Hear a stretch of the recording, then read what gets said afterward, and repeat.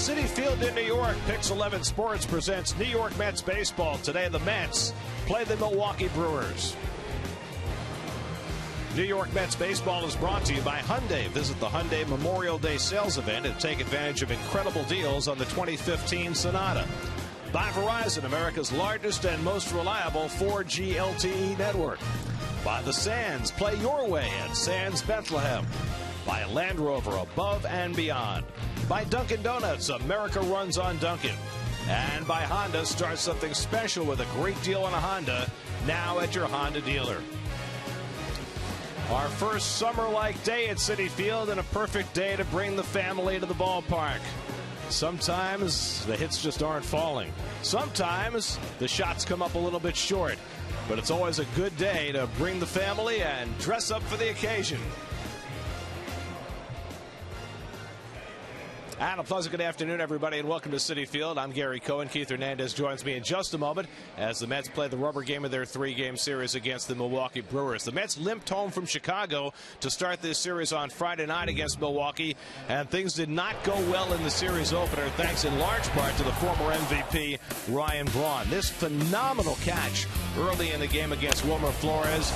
A second-deck home run against Bartolo Colon, and for good measure, an opposite-field home run later in the game.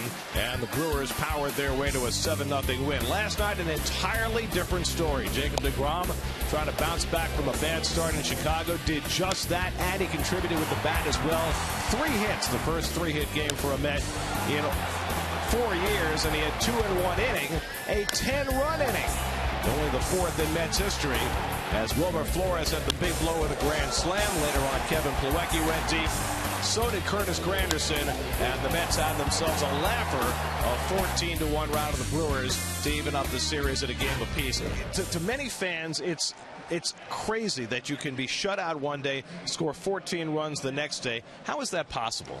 Well, that's why you leave it to the professionals. This is their job. You have to turn. It's a lot of cliche in baseball. It's turn the page. That game is over. You kind of wash it out. Maybe that's the bottom with the nadir, and all you can do is go up. And the club certainly did. I got to believe that 4-game sweep in Chicago, Gary, took a lot of starch out of the team. That's make you despondent. Then you come back and you fly home. You open up and you come out flat. Well, that's a wake-up call right there. I thought Terry Collins handled it real well, called on his veterans to answer the bell. They did. In that Chicago series, we saw the debut of Noah Syndergaard, who held the Cubs scoreless for 5 innings before faltering in the 6th. Today, Syndergaard makes his first home start. Well, I watched him pitch in Chicago, and, his ERA is not very sparkling. The 3 runs. A 2-run shot hurt him that got an early exit, but I thought he threw really well for a cold night in Chicago against a pretty good hitting ball club. Showed me a great fastball, a good hard slider. He's still mixing in his changeup, needs to throw more inside, but I loved how he pitched his first start. And the Mets will face a hard-throwing right-hander in Willie Peralta, whom they've had a lot of problems with. 3rd full season for him. Won 17 games last year. He's been tough on the Mets. 3-0 lifetime in 3 starts. An ERA of 1.35. So the Mets try to grab the rubber game of the series on an 80-plus degree afternoon at Citi Field. The Mets and Brewers, all the action coming your way today on Pix 11.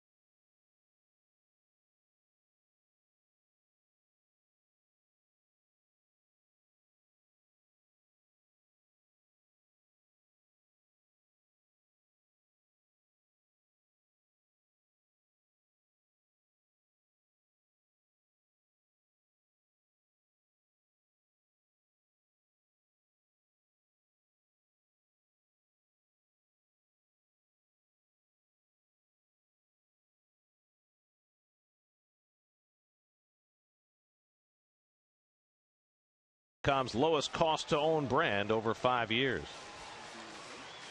It's time to vote for your Mets All-Stars. You can vote up to 35 times on the 2015 Esurance MLB All-Star Game ballot at Mets.com. Voting is exclusively online and available on your computer, tablet, and smartphone. Vote at Mets.com now. There's your Around the Majors, brought to you by Royal Caribbean. The only way to Caribbean is Royal Caribbean. Second straight day, a big leaguer's hit his 400th career home run. Miguel Cabrera did it yesterday, and the Tigers' 10-inning win over the Cardinals. Hunter Pence, first game back from a broken arm. Couple of hits, 3 runs scored. Giants rout the Reds in Cincinnati, and Max Scherzer did not allow a run in 7 terrific innings, 11 strikeouts, as the Nats stay a half game behind the Mets with a 4-1 win in San Diego. Keys to the game brought to you by Hyundai.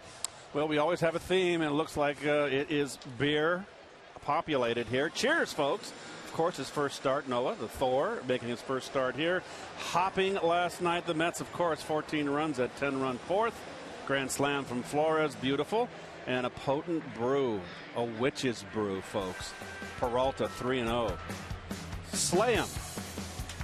Syndergaard hoping to mute the IPA. Mets and Brewers, first pitch coming right up.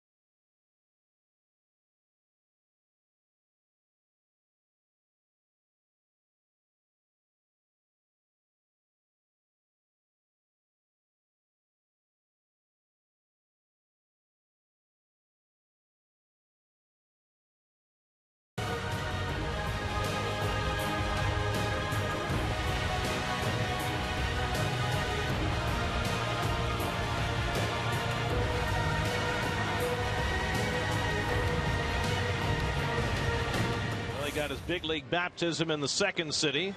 First time in the big city for Noah Syndergaard. His second major league start and his first on his home mound. Starting lineup for the Brewers brought to you by Land Rover, above and beyond. Chris Davis gets his first start of the series. So does the former Met Juan Centeno, as the Brewers, who are 13-24, try and win a rare road series. And there's the 22-year-old Texan, Mansfield Texan, Noah Syndergaard, his second major league start, which I thought his first start was impressive over his minor league career. 4 years in the minors, 5 years, excuse me, 31-19 record. Hard thrower, hard slider, changeup. It looked like to me was still a work in progress, but you can't go by his first start. He was all amped up, and we'll take a look at the defense. Mets defense brought to you by Toyota. Let's go places, and wherever you go, that's been that outfield. It's been pretty steady. Campbell again at third base, hitting in the 2-hole, as Gary told you, and Flores, who broke out last night. Monell getting a start behind the plate. He has caught Syndergaard in AAA. I hadn't told them about Campbell yet. I was saving that, but now we all know. What did I say? That Campbell's hitting second. Oh, Gary, I stole your thunder. It's Thor Day, though. Again. It's Thor. Thor's hammer. The greatest warrior in Asgard, ready to throw his first pitch as a Met from the Citi Field mound to Carlos Gomez. And Gomez fouls back the fastball, and we're underway. And Gomez always seems to offer up the first pitch. Well, this is a team that is up there taking their hacks. Gomez 3 for 7 in this series, and the breaking ball popped up. Murphy flips the sunglasses and makes the call, and that's the first out of the day. First hook from Hades for Syndergaard for the first out.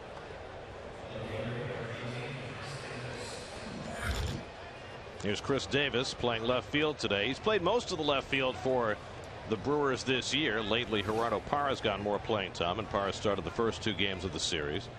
Davis had 22 home runs last year, off to a slowish start with just 3 home runs. You got a new manager. A manager has a new philosophy. There's that good fastball inside, and that's what he needs to do more of, Garrett. I know it was only 1 game, but he didn't throw inside enough, I felt, in Chicago. It's got Johnny Manel behind the plate, who caught 2 of his last 3 starts at Las Vegas. There's the curveball inside, and it's 1-1. And we don't know enough about Manel and see him enough to know his style, whether he likes to call inside. Well, we're going to find out, because I'm going to be very diligent today. But that is one of the things the scouts said about Syndergaard watching him at Vegas, is that he was not throwing inside a lot. And there's another curve, and he's got Davis befuddled, 1-2. Well, he's thrown 3 curveballs already, and they've been all hangers. Got a pop-up from Gomez and 2 backup breaking balls inside on Davis. I love that fastball he popped him inside with to start the at-bat. 1-2 coming. Struck him out. Fastball at 98 away. First strikeout of the day for Syndergaard, who fanned 6 in his first big league start. Well, as I've always said, folks, is that you can always tell from that center field camera if someone's got some little extra jet fuel on that fastball, and Syndergaard can really bring it. Another great arm. You talked about the adrenaline that he had in Chicago, and he also had to throw some extra pitches along the way when some defensive plays weren't made behind him, and he wound up tiring a bit in the 6th inning. Here's Ryan Braun with 2 out and nobody on. Braun hit the 2 home runs on Friday night, and he takes a strike. Do you think that he'll be less amped today and that the adrenaline will not be as much of a factor, or does pitching at home kind of double that up? I think he'll be less amped, but still, it's his first start in front of the home folks. And still, you're getting your feet wet, you know. And you know he wants to have a better start than he had in Chicago. And I just think, you know, he got hurt with the 2-run home run, and that otherwise I thought he was throwing a good ball game. Might have been an entirely different game, but in the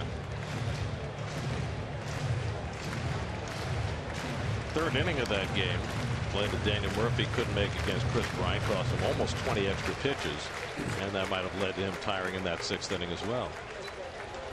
He's ahead on Braun 0-2. Adam Lynn would be next.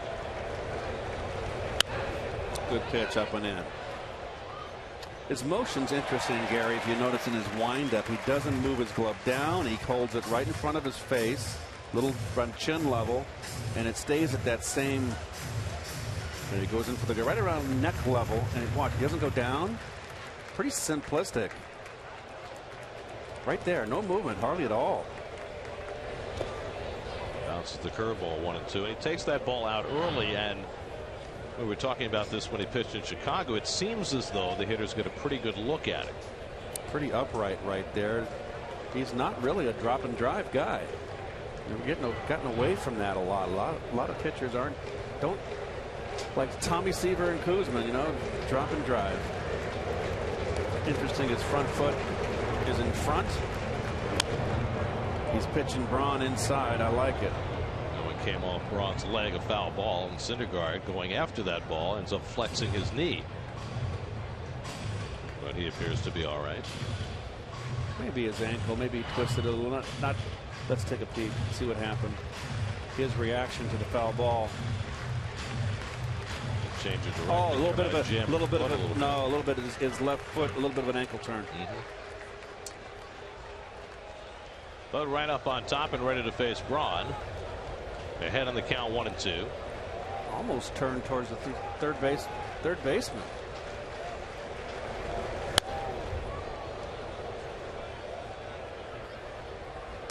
Well, he's got some professional hitters in this lineup, and they're going to be Braun, Lynn, and Ramirez. Those three guys, the 3, 4, and 5 hitters, they can hurt you.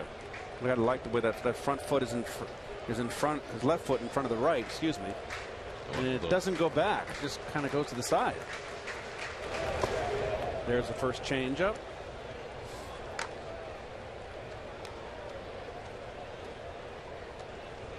Adam Lind on deck.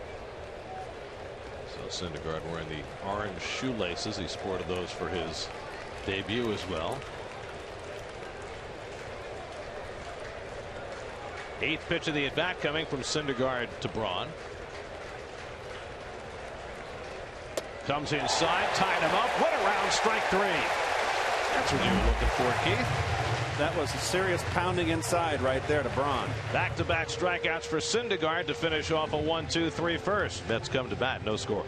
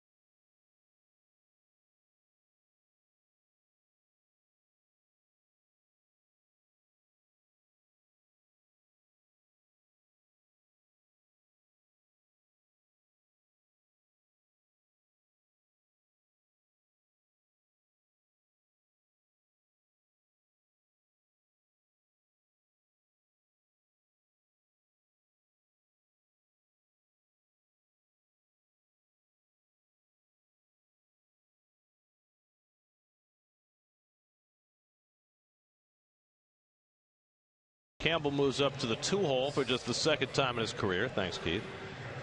Juan Lagares drops down to the 9 spot. He's been struggling lately. Wilmer Flores had a grand slam out of the 9 spot yesterday, so maybe that'll prove fortuitous for Lagares as well as the Mets go up against hard-throwing Willie Peralta.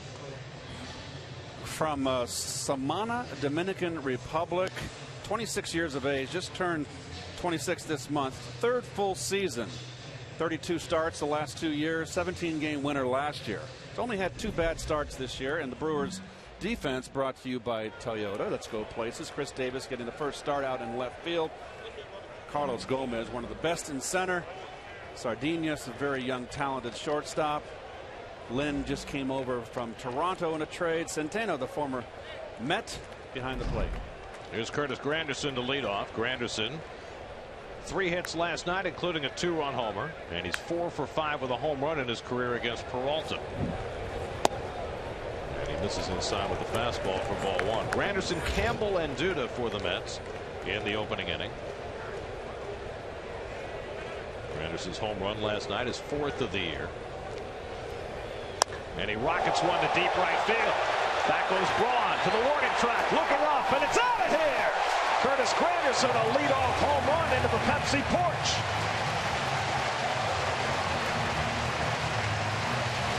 Granderson gets the Mets off to a fast start with his 5th of the year, and it's 1-0 New York.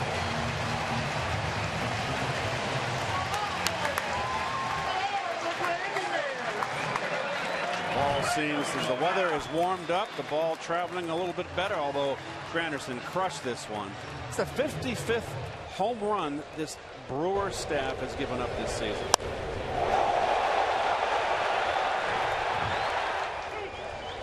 Campbell takes a strike. Well, Granderson homering in back-to-back games. In fact, back-to-back at bats going back to last night's game. There's the good slider from Peralta. Campbell just came back up yesterday. Had a couple of hits, including a double and an RBI, and the Mets 14-1 win. And Peralta misses with a slider, 1-2. Interesting throwing Campbell into the 2-hole, dropping Murphy down to the 5th hole. Lagares hit second yesterday, but Lagares has been struggling, and they're trying to take a little pressure off him. So he's in the 9 spot today. And the lineup now is left, right, left, right, left, right, all the way down. So you got balance. Full count to Campbell with Lucas Duda on deck. So the Mets hit 3 home runs Thursday in Chicago. They got blanked Friday, and then 3 more home runs last night, and now a leadoff home run from Granderson today. And Campbell goes down to the fastball for the first out. So 1 away. Good fastball, sinking action down and in. By the way, for Curtis Granderson, the 30th time in his career he's led off a game with a home run. Second time this year. He did it against the Yankees. Here's Duda taking a breaking ball down.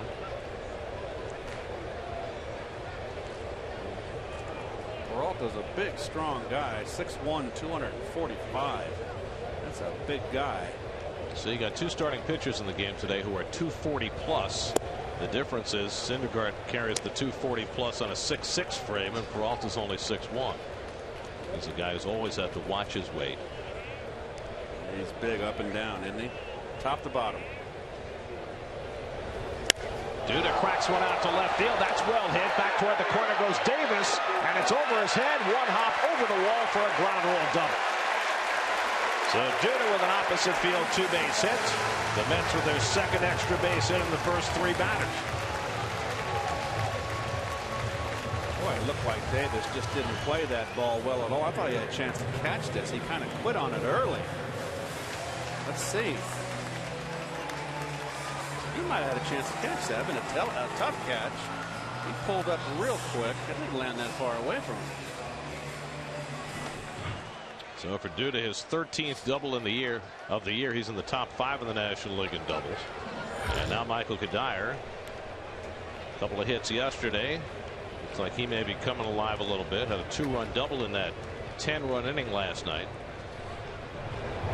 Well, he's been working to right field, and anytime you slump, and I've said yes, last night the first 2 games Kadire was mired. It was mired in a bad slump. And you try to go the other way. Got 2 hits to right field last night. Grounded down to third. Ramirez bobbles it, but still has time. And Kadire's safe as Lynn came off the bag and couldn't put the tag on. So Ramirez with the bobble still had time, but didn't make a good throw, and Ramirez charged with an error. Well, you could get charged with 2 errors here. There's the clank, and then the bad throw. But only 1 on a play. Could Lind have stayed on the bag? Close, tough play, but again, Kadire always hustles down that line. Duda held at second on the play. That's the 31st error for the Brewers, the most of any team in the National League. They've had problems in just about all areas this year. So now 2 on with 1 out, and here's Murphy, who's hit in 5 straight games, going 7 for 15 in the 5 games. The Mets during their 5-game losing streak with runners in scoring position were 2 for 28. And then last night they had their bust out night. They went 6 for 11 with runners in scoring position. And Murph, even when he has struggled this year, has made the most of his RBI at bats. Well, Peralta's a guy we mentioned, 3-0 lifetime against the Mets, and Murph has a small sampling, 3 for 9 against Peralta. Ironically, Granderson came into the game really 4 for 5 with a home run. Now make it 2. Peralta behind 2-0. And he throws a 2-0 breaking ball and gets it in for a strike, much to the dismay of Daniel Murphy, who turns back to Laz Diaz. Murphy has a lot of conversations with umpires. He does. Mostly friendly. Sherman and Peabody. In the Wayback Machine? Where are we going?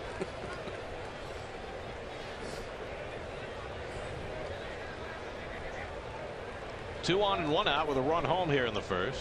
And Murphy hits it out the other way. Davis has this one lined up and gets there for the second out. So Murphy retired on the fly ball. 2 out and 2 on, and now Wilmer Flores, who gained a battlefield promotion last night. Went from the number 9 hitter, who hit a grand slam, to 6th in the order today. Had a big night, and good to see. You know, it's been tough on Wilmer, and I'm not making excuses for him. He's really not shortstop by trade. It's got to be doubly difficult to separate, to work on a position you're not familiar with, even though they have been for quite some time. But some play, it's just another thing to be on your mind. Well, he's now homered in 2 of his last 3 games. Remember, he hit one in Chicago that last game on Thursday. And then the grand slam last night, the second grand slam of his career. Leads the Mets in home runs with 6. Batting here with 2 out and 2 on. And he hits it slowly to Sardinus.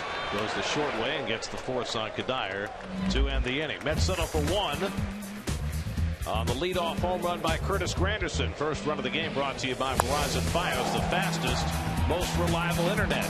Into the Pepsi porch for the first run. 1-0 New York after 1.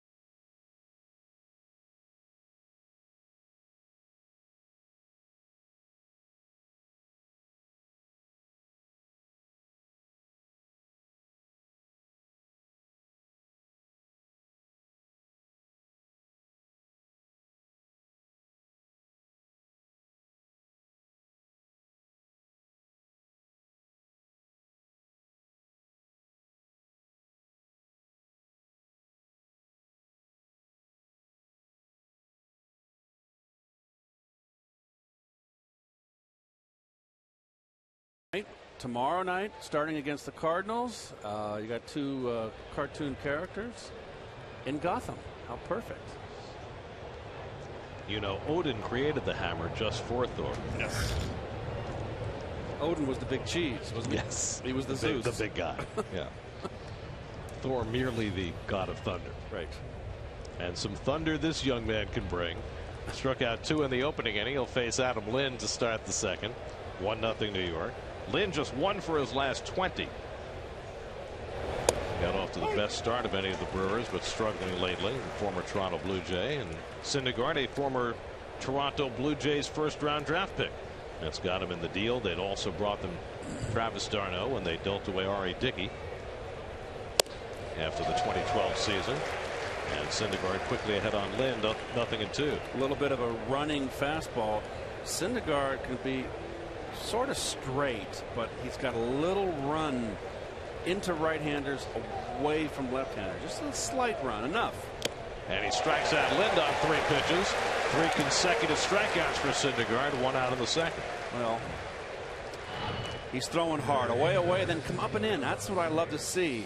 Look how he broke down his swing. Totally tied him up. Although it would appear as though the message that you gave at the beginning of this game, wanted to see him pitch more inside, that has been given to him by the coaching staff as well. Ramos Ramirez takes outside. The game hasn't changed, Garrett. And when you got a hard thrower, if I'm hitting and a guy throws me up and in here and gets my attention, then if I'm a little bit worried inside, then he's going to be able to be more effective with his pitches away. Most pitchers, and the great majority, fastball sets up breaking ball, and you can't set up your breaking ball by throwing a fastball away. You've got to pitch inside to keep a hitter honest. Ramirez lifts one to center, and Lagares has him positioned perfectly for the second half. Now there are some pitchers, Gary, that their breaking stuff sets up their fastball. They're in the minority. They are, and we had a term for it over breakfast this morning, which I won't mention. Soft tossers. Usually a left-hander, guys that throw change-ups, and then they'll pop a fastball in once in a while. I'm trying to think of a pitcher off the top of my head. The left-hander with the Yankees now that we had, that came from Milwaukee. Starter. Capuano? Capuano is a classic example of a guy that can throw change-ups and then pop you inside. But most pitchers, they get here because of their fastball, and their fastball is going to set up their secondary pitches. I mean, when you talk about pitching inside, is part of it a fear factor against a guy who throws that hard? It's never fear. It's danger, warning. This guy can get in there. Particularly when you first face someone and you haven't faced him before, and you haven't got a feel for him. Well, then you've got to become, okay, if someone gets my attention inside, has a good fastball, then you know what? I'm not taking big hacks. I'm going up the middle. I'm gonna alter my approach to him. Syndergaard quickly ahead on Scooter Gennett, 0-2. And a jam shot foul back into the crowd. Another pitch inside, up and in, and up and in too. Hitters get tied up there. That's the toughest pitch to hit, is up and in, and it's the hardest pitch to lay off.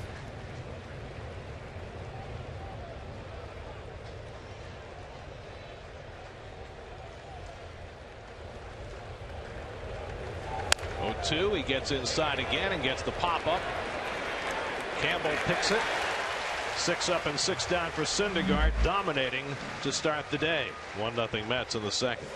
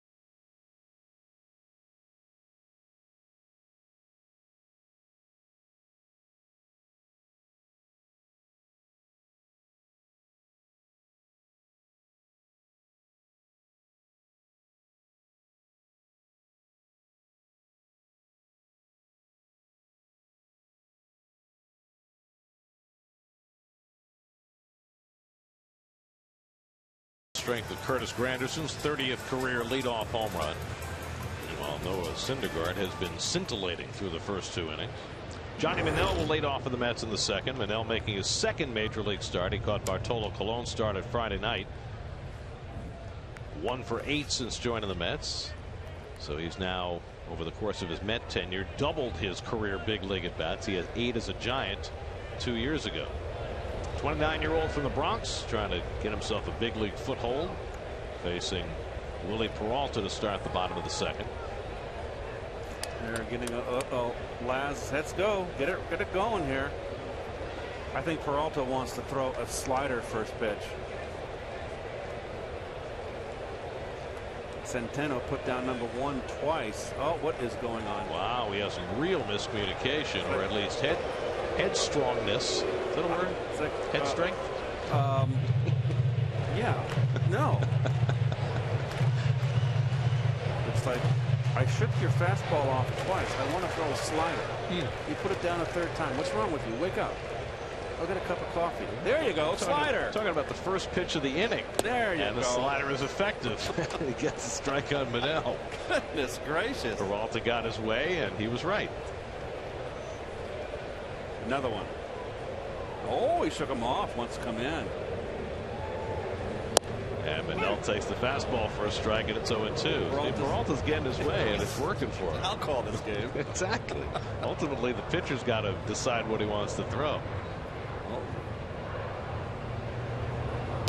And that one a little too high for Centeno to handle. 1-2. The pitcher is batting 8th again for the Mets today. So Syndergaard, who had a terrific minor league experience swinging the bat before he was called up. And a left-hand hitter like DeGrom. Right-hander hitting left. Well, he hit a home run over the center field fence in his last minor league start. Still looking for his first big league hit. And Manel goes down swinging on a pitch in the dirt. And Centeno makes the toss to complete the putout. Second strikeout for Peralta. Well, it's Sunday afternoon, and around here we call the Sundays at home Bakery Sundays, because our stage manager Russ Relkin always makes a stop at Wall's Bakery in Hewlett and brings us some goodies. We've got the marble Philly fluff, the chocolate pecan babka, the black and white cookie, of course, and the chocolate rugala. Wall's, outstanding. I won't talk while I'm eating. Take it away. Well, that'll take care of the next 3 innings now. Syndergaard 0 for 2 in his big league debut. And he takes the strike. 1-1. Don't ask me a question. I'm almost through. Don't talk with your mouth full. Syndergaard drives one deep to the gap in right center. Racing over is Gomez, and he runs it down. It took a former Gold Glover to take an extra base hit away from Syndergaard for the second out. Noah gives him a look and then gets a big hand from the crowd.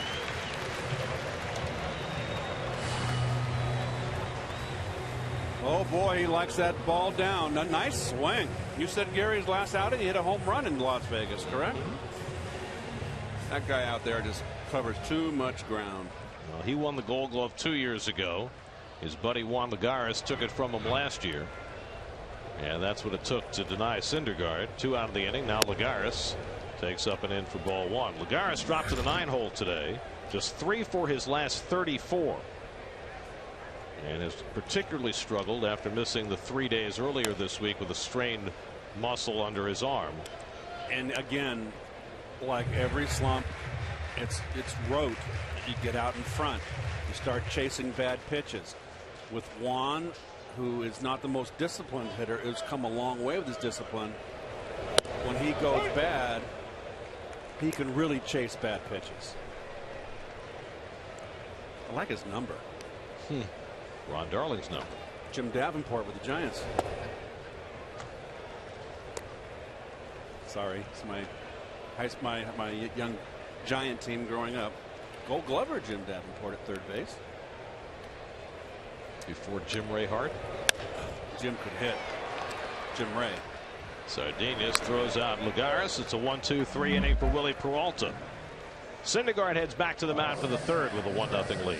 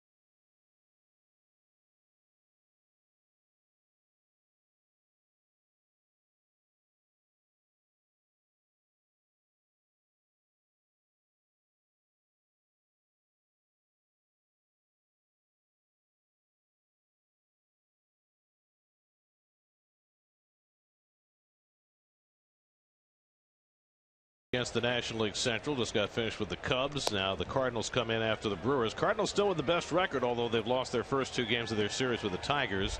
Still have the best ERA in baseball despite the loss of Adam Wainwright. We just saw the Cubs, who've now won 6 straight after beating the Pirates the last 2 days.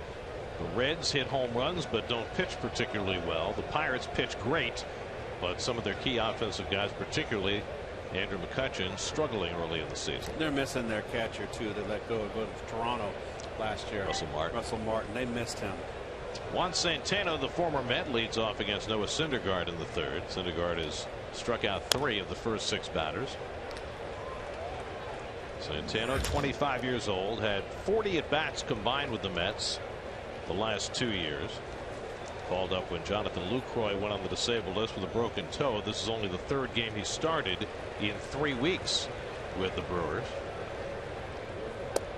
Martin Maldonado has been playing just about every day. It fits. You need broad shoulders, though. And Noah's got those. Santana takes the fastball to the strike zone, 2-1. The Brewers are hitting the pitcher 8th as well today, so Willie Peralta, who's not a particularly adept hitter, is on deck. Luis Sardinas hitting 9th. And Syndergaard behind in the count for the first time today, 3-1 to Santana. Well, from what little I have seen of Noah, I would have to be, if I'm a GM, and I'm sure I'm in Sandy's camp. He's untouchable. Leadoff walk to Santana, the first base runner for the Brewers this afternoon. Well, here's a head-on shot, a little above the hitter's point of view. Almost turns his back. That's Nolan Ryan's number, is it not? It was. Apropos. Not with the Mets. It was 30 with the Mets. Pretty stiff-legged. Good follow-through. I find it interesting how he takes the ball out of his glove. It's almost like a catcher, you know? It's very unusual. There's Peralta looking to bunt. Campbell charging hard from 3rd. And he gets the bunt down. A nice one. Duda's play is to first. 3-4 on the sacrifice, moving Santana along. One thing, and maybe it's a small sample and means nothing, but Syndergaard's now walked 5 batters, and all 5 have been left-hand hitters. Is there any reason to see a pattern in that this early on? It's too early. You'd have to couple that with his minor league numbers, Gary, particularly his most recent AAA numbers, if that's in fact a pattern. What I saw in his start in Chicago, and like I said, that was his first start. He's amped up. It's a cold night.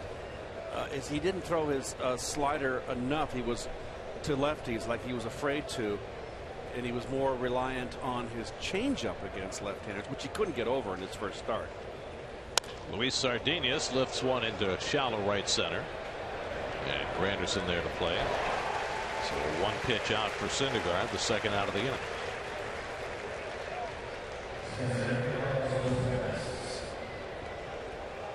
So now 2 out. Carlos Gomez bats with a runner at 2nd. Gomez popped up his first time up. Gomez, although he certainly can produce runs, comfortable in that leadoff spot, but 9 for 18 with runners in scoring position this year, and he's got a chance with the tying run at 2nd base. He has really become and developed into one of the better players in baseball. No question. Managed to stay back and not swing at that fastball. 1-0. And he's got a little mustard on him, but so what? He comes to the ballpark, he plays with energy. He hustles, he runs everything out, and he plays a heck of a center field. Good curveball, and that has Gomez losing his helmet. Well, he was looking for some dead red. You know what? If you're going to sell out if you're going to go for it, then do it all the way. George Hendrick, my old teammate, he would swing on a curveball and go down on his knee and look as bad as possible, Gary. And good breaking ball. Now he's starting to get his sights on his slider and his curve. Good down hard. Look at this. That's wicked. I'd ask George, why do you go down your knee and look so bad in the breaking ball? He goes, Keith, I want to look as bad as possible because I'm going to sit on it the next pitch. Set him up. The old okey doke. 1-2 coming. Curveball hit to left. Kadyr's right there waiting for it. So Syndergaard throws 3 straight curves, get the fly ball on the third one from Gomez, and that gets him around a leadoff walk in the third. Yeah, he was a little unhappy with that. Too quick.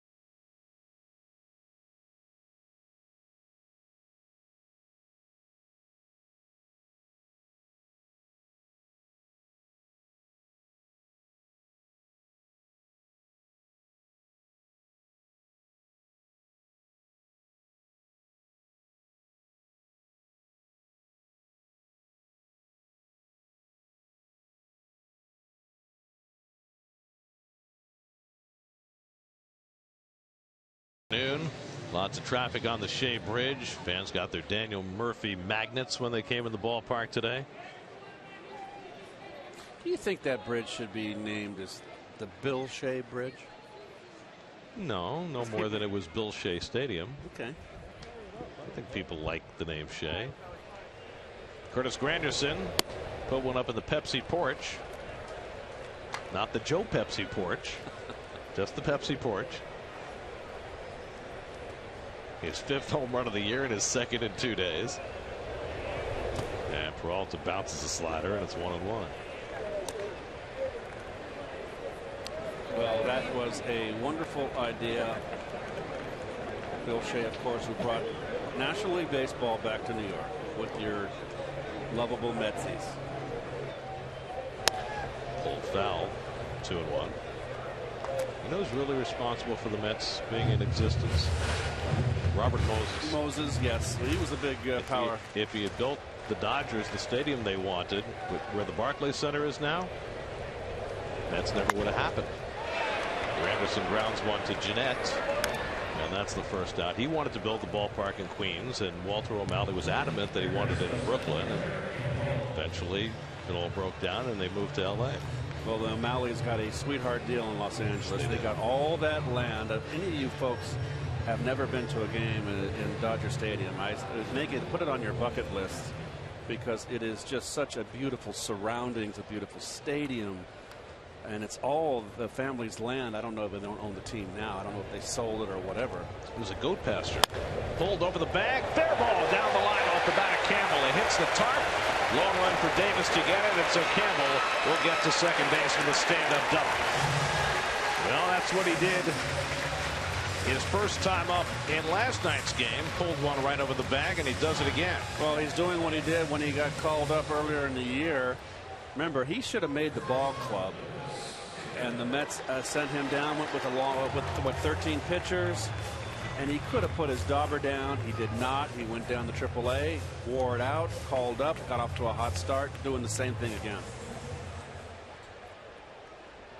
So Campbell now 3 for 7 since his recall. And here's Duda, who hit a ground rule double to the warning track in left field his first time up.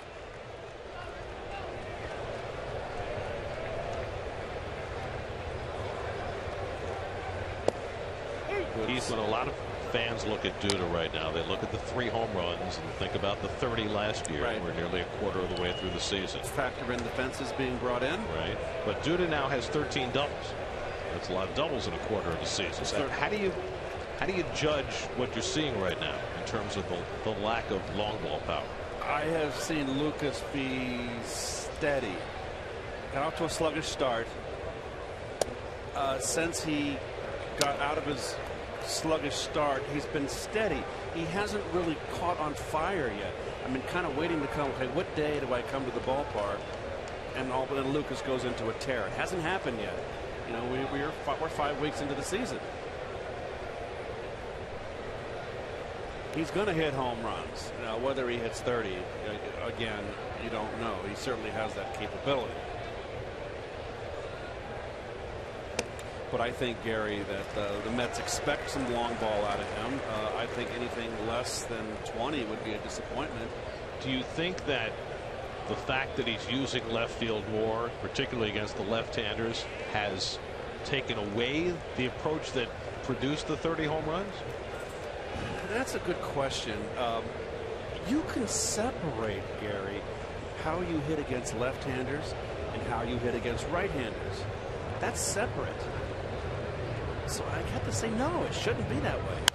He drives that one into right center field for a base hit, and that'll go all the way back to the wall. Campbell scores. Duda trades places with him. Back-to-back doubles for a run, and the Mets lead 2-0. 14. So the doubles just keep on coming for Lucas Duda.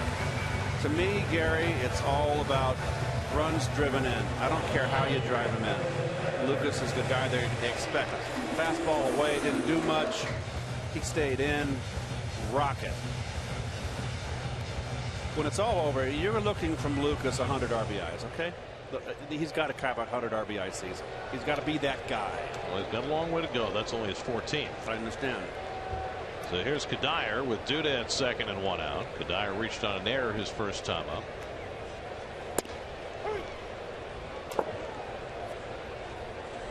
Willie Peralta, his last start, faced the White Sox Monday night. Gave up 2 runs in 6 innings. He's given up 2 runs already today.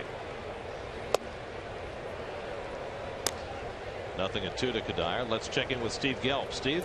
Gary, 3 hits in the last 2 days for Michael Kadire, so maybe he's coming out of this extended slump a little bit. You know, speaking with him on Friday, though, he actually feels like he's been swinging the bat well here for a couple of weeks as he grounds this one out. Duda stays at second, but he feels he's been swinging the bat better recently, actually, than at the beginning of the year when the balls were falling. Thinks the strikeouts are down, hard hit balls are coming more often, fewer ground balls, and actually some of the advanced metrics do back up what Kadire was saying. So, Keith, you know, I was wondering, when you were playing the game, were there times where you were slumping, and even though the balls weren't falling, you knew you were on the verge of breaking out based on the way you were swinging? Steve, let me give that some serious thought. It always was with me when I slumped that I would get out in front. And no matter what I did and how hard I tried and how many times I took batting practice and concentrated over the shortstop's head into left center field, the opposite field, it wasn't until I got that outside pitch on the outside corner that looked like it was 10 feet away from me and I couldn't touch it with a 10-foot pole that I finally hit it and drove it in the left center field, and I said, that's it. And from that point, once I had that one at bat, then I knew I was on my way. So it was never a gradual thing with me. I always felt yucky at the plate until I made that contact to the opposite field, and then I started building on that. Sometimes it was like a raging fire. It just like a brush fire. It just took off. Other times it was more gradual. So each slump was different. Each time you break out was different. But one thing with one constant was driving that ball to left center field. Very interesting there. The Brewers walking Murphy intentionally to get to Flores, who's homered twice in his last 3 games. But did you ever have a time when you were making a lot of hard hit outs and maybe you had an offer because you were hitting the ball hard into outs? Well, then that goes into what I just said. You don't even call that a slump. Right. You're red hot, or you're just unlucky. You're unlucky, and it's the same thing. If you're hitting the ball hard, you're in a slump, you don't hit the ball hard. You're trying to find yourself. I was a field guy, and I tried to play golf for 7 years after I retired. And all this instruction, your hands here. I am a feel person, how I feel to play. You know, that's the way I am. I couldn't be taught hands here, mechanical. Well, after walking Murphy intentionally, Peralta falls behind Flores 2-0. And I can see walking Murphy. Murphy's a left-hand hitter and been hitting in the clutch, swinging the bat good. Left-hand hitter. You're going to go after the younger guy. But awfully early in the game to be issuing intentional walks. Put more traffic on the bases. Yeah, you got a point. Of course, you got a brand new manager in Craig Counsell who had never coached or managed at any level until the last 12 games. He had been working in the front office, special assistant to the general manager with the Brewers. Flores breaks his bat and bloops one to Sardinia, so it works out for Counsell. And the Mets get just the one run in the third and lead 2-0.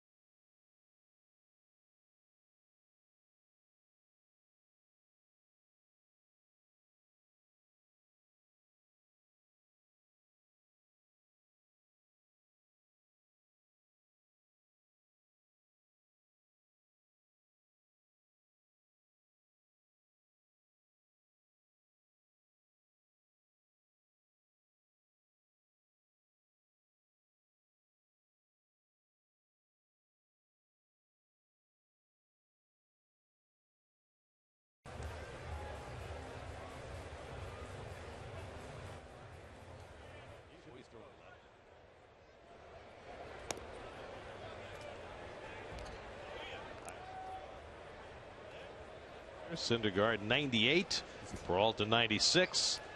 Of serious cheese on a Sunday afternoon. Now that 98, folks, was in the first inning when he was geared up. It was only one pitch, but still he got it up to 98.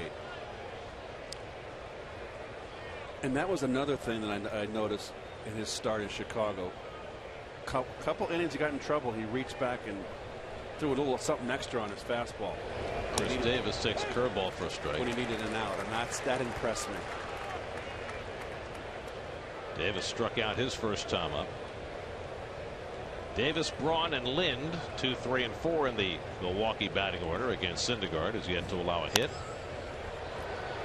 And he's ahead on Davis, 0-2. He's been ahead of all the hitters except for Santino, who he walked leading off in the third. Don't you love day baseball? It's a beautiful shot. You know what? You wake up in the morning, you're tired. Okay, go make the coffee. And I made a couple scrambled eggs. You don't want to get out of bed. My cat gets on my chest, starts clawing my neck. I got to get out of bed. He's hungry. Got to feed him. And then you get in the car and drive. It's a beautiful day, and you get to the ballpark. It's the best. You are so poetic. Love it. I love to play day games too. I love going into Wrigley Field and playing 3 day games in a row, or a 4-game series. I didn't care how hot it was. I just love day baseball. Got another one coming up Thursday. Loving it. Cracked to left, but right at Kadire. Knuckled a bit on him, but he stayed with it for the first out. It's the hardest hit ball against Syndergaard so far. A little bit towards the end of the bat, that ball kind of faded on him.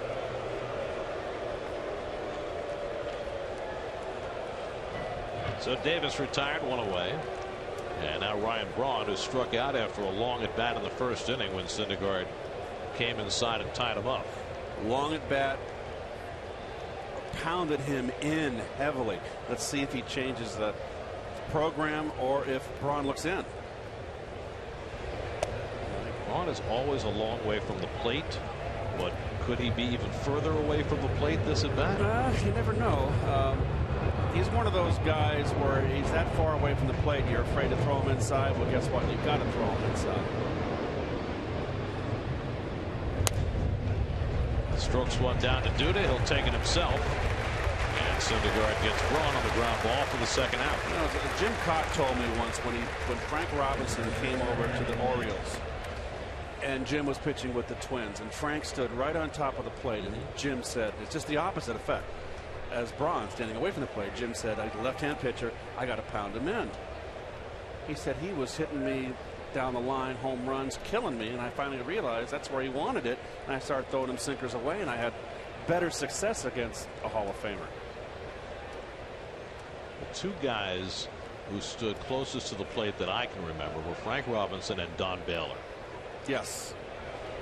Here's Adam Lynn with 2 out and nobody on. They both got hit by tons of pitches and were completely fearless. Does Frank still have the record for rookies getting hit by pitches? I thought it was 18 his rookie season with the Reds. I'll have our stat guy check that out.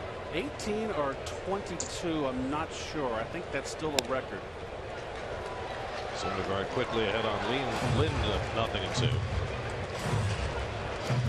He has really come out throwing strikes today. Walked 4 in that first start, 1 intentional. He's walked 1 today, but been ahead of just about everybody.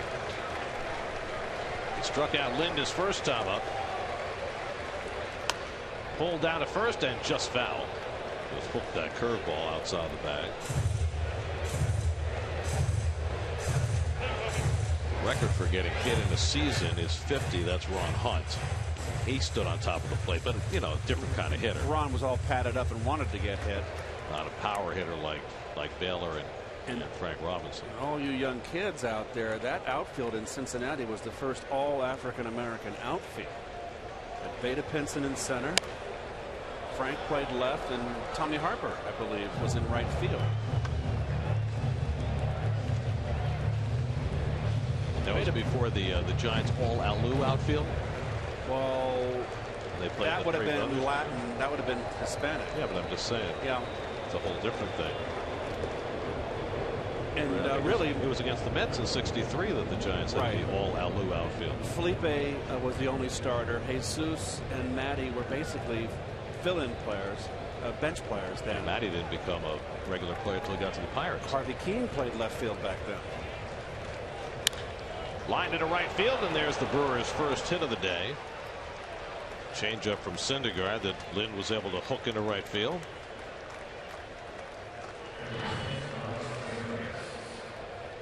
Not a bad spot. Pretty good hitting. That is a work in progress right now. That I'd have to say is Syndergaard's third pitch. One he wants to just sprinkle in a start. So a 2-out base runner for the Brewers, who trail 2-0 in the fourth. Now Aramis Ramirez takes outside. Ramirez flying to center his first time up. Looks like Ramirez has got a circular band-aid on his chin.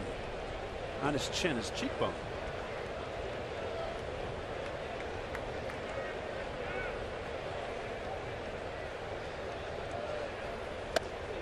And Syndergaard pops him inside, 2-0.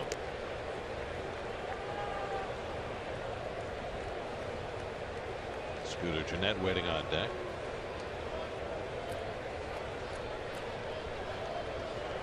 There you go, right under his eye there. Yeah. Yep. It's not an area where you would cut yourself shaving. Hopefully it's not a bullseye. Popped up in foul ground. Does Duda have a play? He does. Side retired. Syndergaard gives up his first hit. No worries. Middle of the fourth. Mets 2. Brewers nothing.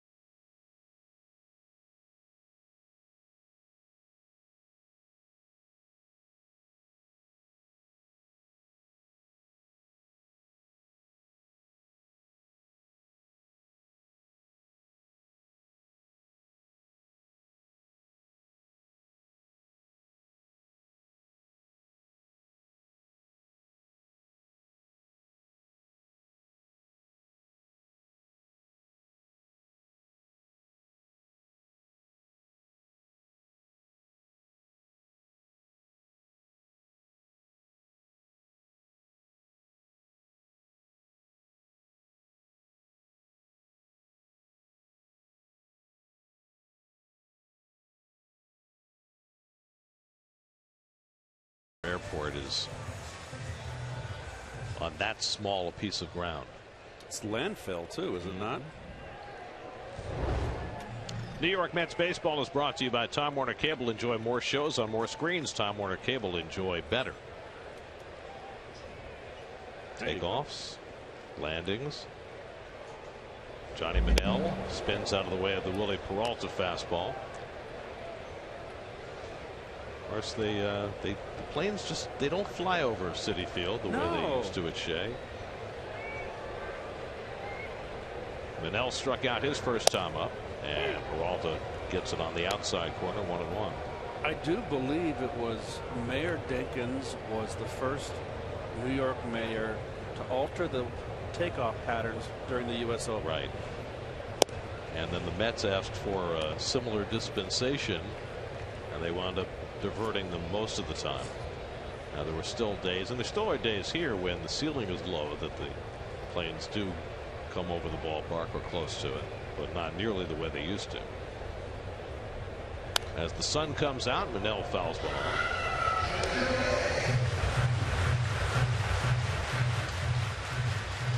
Willie Peralta, the Brewers starter, has looked unhappy for most of his tenure on the mound today. Remember, he had that disagreement with Centeno to start the second inning, and the scowl hasn't left since. We were talking about Frank Robinson. Frank, his rookie season, got hit 20 times. That led the league. He was also Rookie of the Year that year. Finished 7th in the MVP ballot. How about your rookie year? You hit 38 home runs. That makes an impact.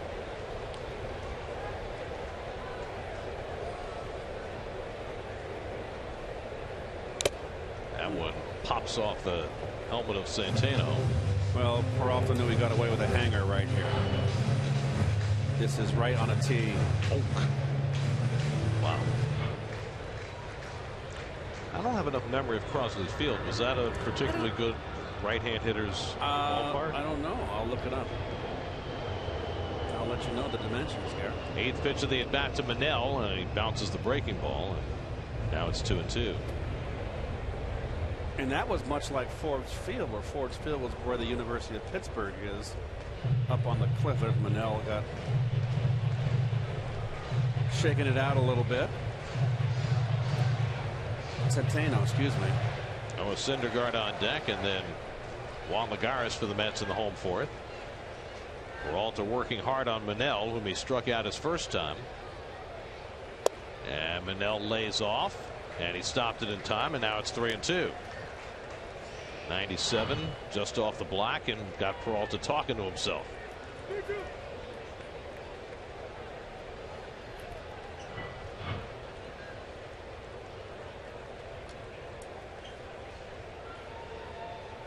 And Manel fouls one off, and they'll keep it going.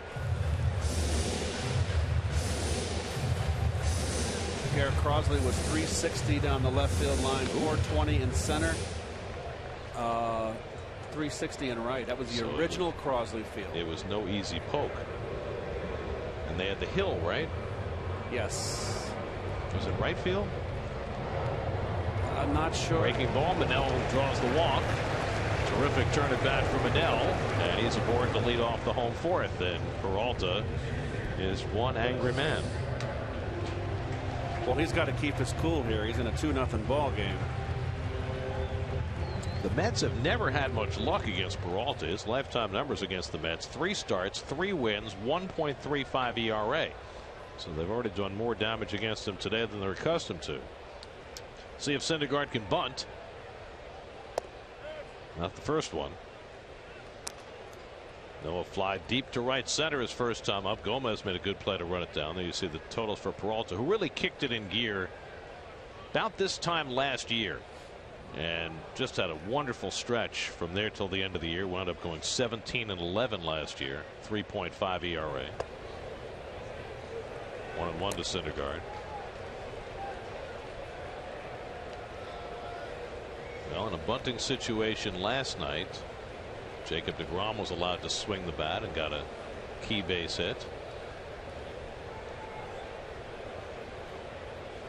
And he's unable to get the bat on, and it's 1-2. He's got that bat like Thor's hammer. He's just stabbing at it. You don't see the stab? That's not good. You don't want to stab. He looked a lot better swinging it than squaring it. Juan Lagares on deck. Manel at first and nobody out. And he's going to swing. And he lifts one down the left field line, slicing away foul. I mean, it's always important for a pitcher to know how to bunt. But if they can swing the bat, let them swing. Well, Rick Rhoden, Donnie Robinson from the Pirates were great hitting pitchers. Warren Spahn, if you want to go back further. Bob Gibson. And Syndergaard strikes out trying to bunt. Third strikeout for Peralta.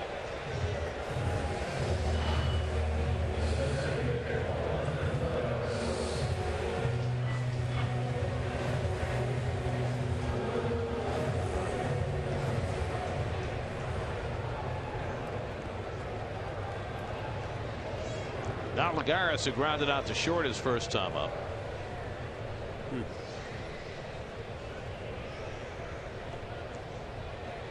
Manel at first and 1 out. Manel no threat to be running.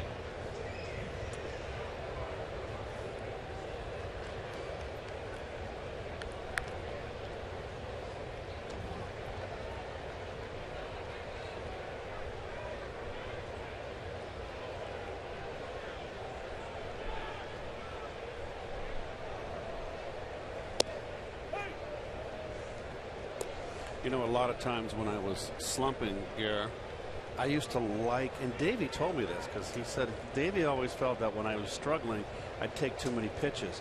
And Davey said that's when I wanted to put the hit and run on with you because it'd make you swing the bat and make you really focus and get you out of a slump. Well, we've seen Terry play the hit and run with Lagares this year and be successful doing it, but not lately. Only twice. He's not a proponent, Terry. I had a conversation with Terry last year about the hit and run.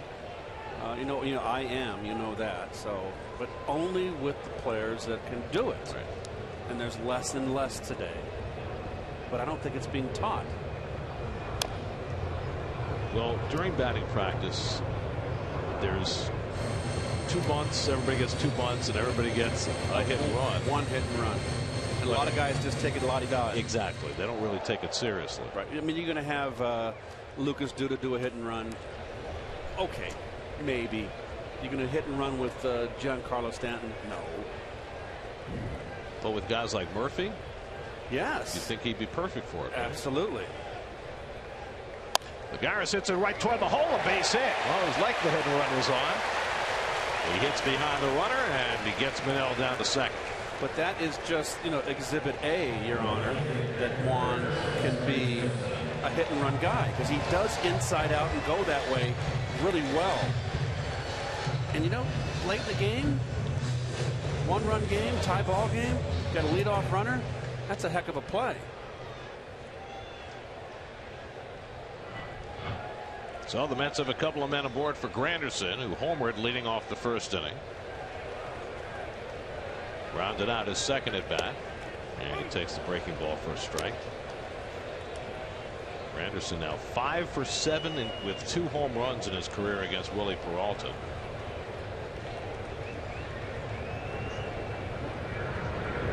Manel at second, Lagares at first with 1 out.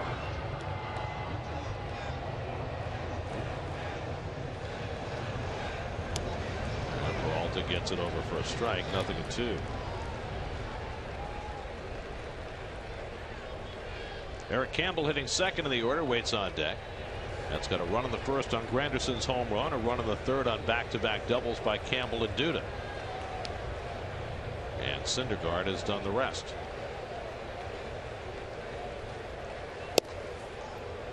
Peralta keeping it inside on Granderson, 1-2.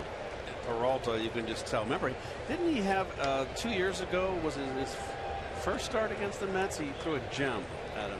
It was in Milwaukee, I believe.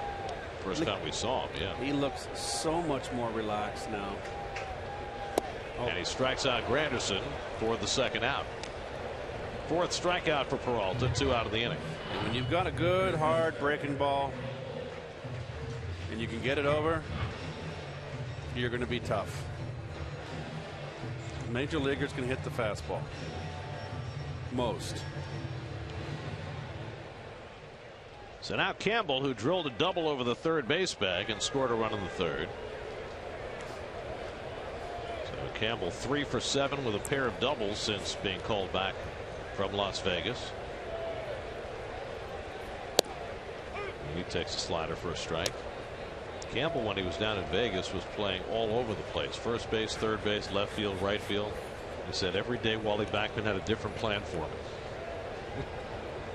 And that's the kind of versatility that paid off for him last year when he made his debut. Absolutely. Takes one the other way. That's a base hit. Manel to third. He'll be waved home. Braun makes the throw to the plate. Not in time. Eric Campbell goes the other way for an RBI single, and it's 3-0 New York.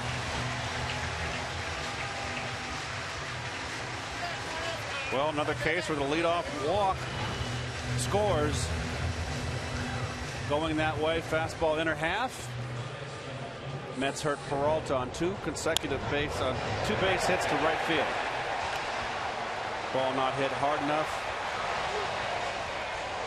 Manel scores easily. Nice little dodge there by Lagares. He can fly. He's a galloper, isn't he? Love watching him run. So a walk and 2 hits produce a run. Now 1st and 3rd and 2 out for Duda, who has a pair of doubles already today. 1 to the left field corner and 1 to the right center field gap. And a tough pitch to handle for Santino. 1-0. Well, here's the pitch. The at bat. That are some of the key at bats in the game as a hitter. You got to thrive here. You can break the game open here. Double in the gap. 5-0. Duda's 2 doubles give him 14 doubles for the year in less than a quarter of a season.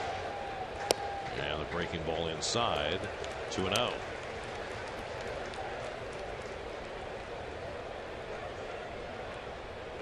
Michael Kadire would be next.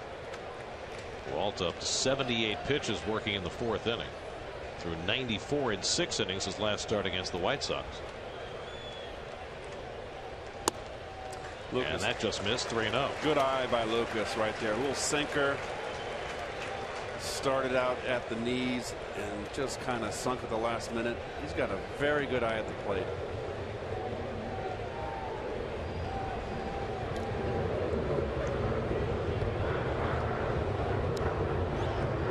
I'd give him a green light here if he wanted to swing.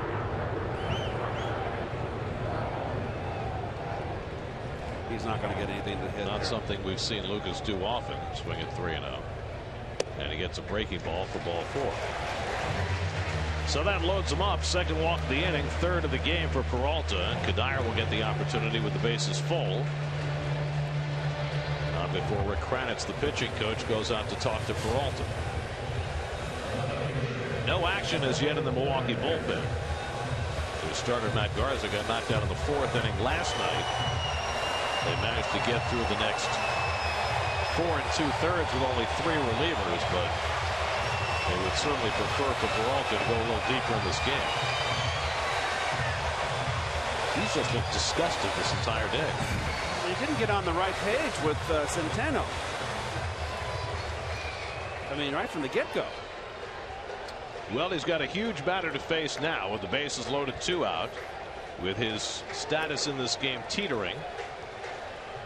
Lagares at third, Campbell at second, Duda at first and 2 down, and Kadire the batter. Michaels reached on an error and grounded out. Peralta's going to use the full windup. And Kadire takes a fastball inside, and Peralta wanted that call and didn't get it. 8 career grand slams for Kadire. Mets at a grand slam, their first of the year last night. Oh. And Peralta just all over the place now. He's just all letting his emotions get the best of him here. And now it's a very, very good pitch to hit here.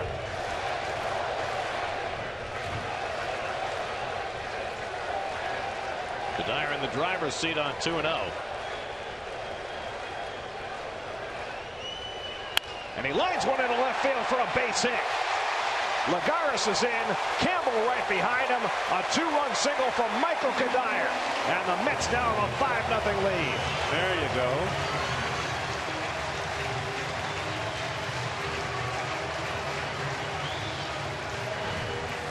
Pitch count. Heading the count. Had to come in. Bases loaded. Pitcher in trouble. Well done. And that's a big, big 2-out, 2 RBI base hit. Kadire had a 2-run double in that 10-run inning last night to put the crushing blow on, and now another big hit to drive in a pair of runs. So maybe it's starting to turn for Kadire. 4 RBIs now in the series. Murphy, the 8th man up in the inning. Mets have scored 3 times here in the 4th. Duda at second, Kadire at first, and Murphy fouls it away. Boy, Chris Davis had a very poor throw home. He hasn't got a good arm at all.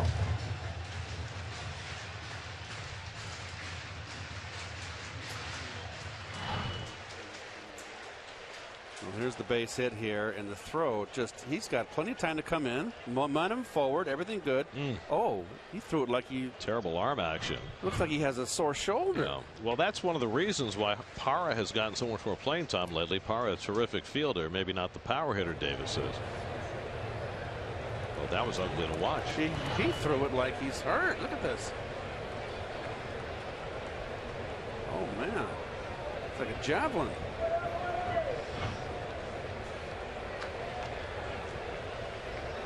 Two and 1 to Murphy.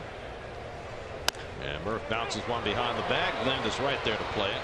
And Peralta gets over to retire the side. But the Mets add 3 runs. Campbell with an RBI hit and Kadire with a 2-run single. 5-0 Mets after 4.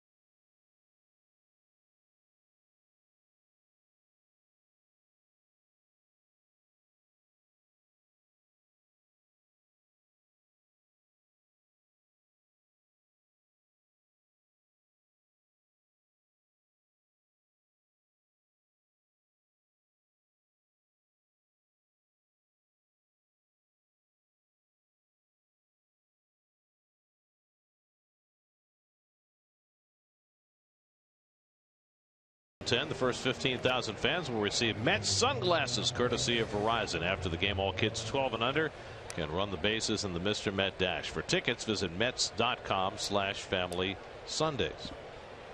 Speaking of the Marlins, they got their number 2 starter Henderson Alvarez back today from shoulder and elbow problems, and he promptly gave up 5 runs in the second inning against the Braves. In that game, Shelby Miller has held the Marlins without a hit for 5 innings. He has been absolutely. The Cardinals are going to miss him now with Wainwright. Hindsight's 20/20. Well, I think they felt he was expendable, and of course they got Jason Hayward in that deal. He's coming into the game with an ERA of 1.60. Scooter Gennett takes a strike as we start the 5th. You know, the Cardinals may well get the lefty Jaime Garcia back in time to face the Mets on Thursday, so they've got enough depth in their pitching. They still have the best staff ERA in baseball. Gennett pulls one foul. You see where A.J. Burnett's having a nice start for the Pirates. Only a couple of wins because they haven't scored, but he's been great. Beat the Phillies, for whom he pitched so poorly last year in his last start. Syndergaard's allowed just 1 hit. He's walked 1, struck out 3 over the first 4 innings. And he spins 1 low, 1-2. Gennett, Centeno, and then the pitcher's spot, and so Peralta might be done for the day. It's been a real struggle for Gennett. 0 for his last 17, 1 for 25. Remember, he cut his hand earlier this season in the shower in Pittsburgh. One of the stranger baseball injuries to put you on the disabled list. Got to be careful with that aftershave. They're in glass bottles. Not Willie Peralta's afternoon, that's for sure.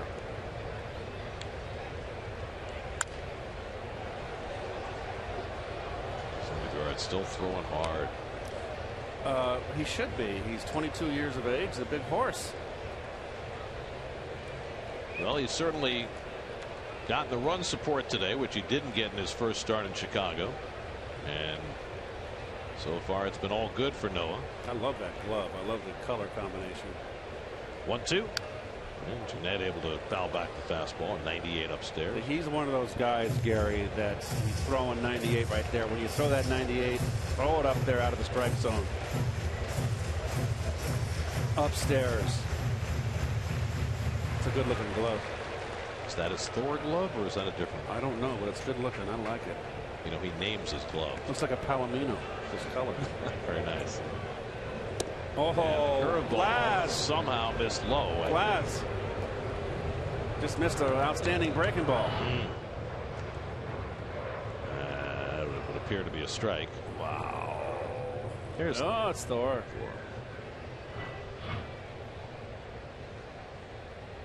Eighth pitch of the at bat, and Gennett grounds one down to Duda. He'll take it himself. 1 away. So didn't get the call on the 1-2 pitch. No problem.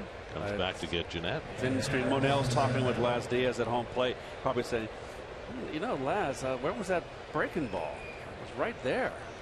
You know, Laz, it's not where I catch it. It's where it crosses the plate.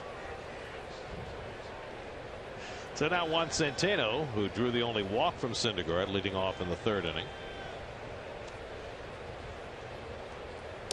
And he takes inside.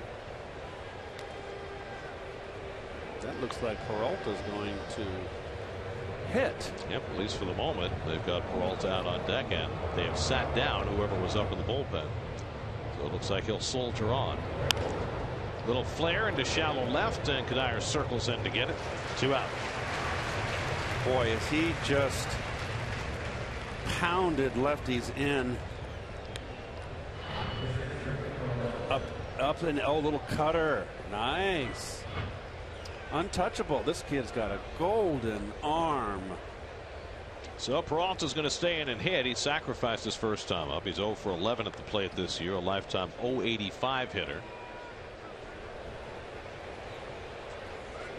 Well, this is clearly a case where Craig Counsell needs more length out of his starter after Garza went just 3 1/3 last night.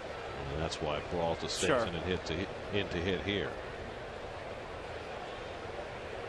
Hey, you got a chance to get a win. It's only the top of the 5th. You never know with your ball club. To me, it's a gift.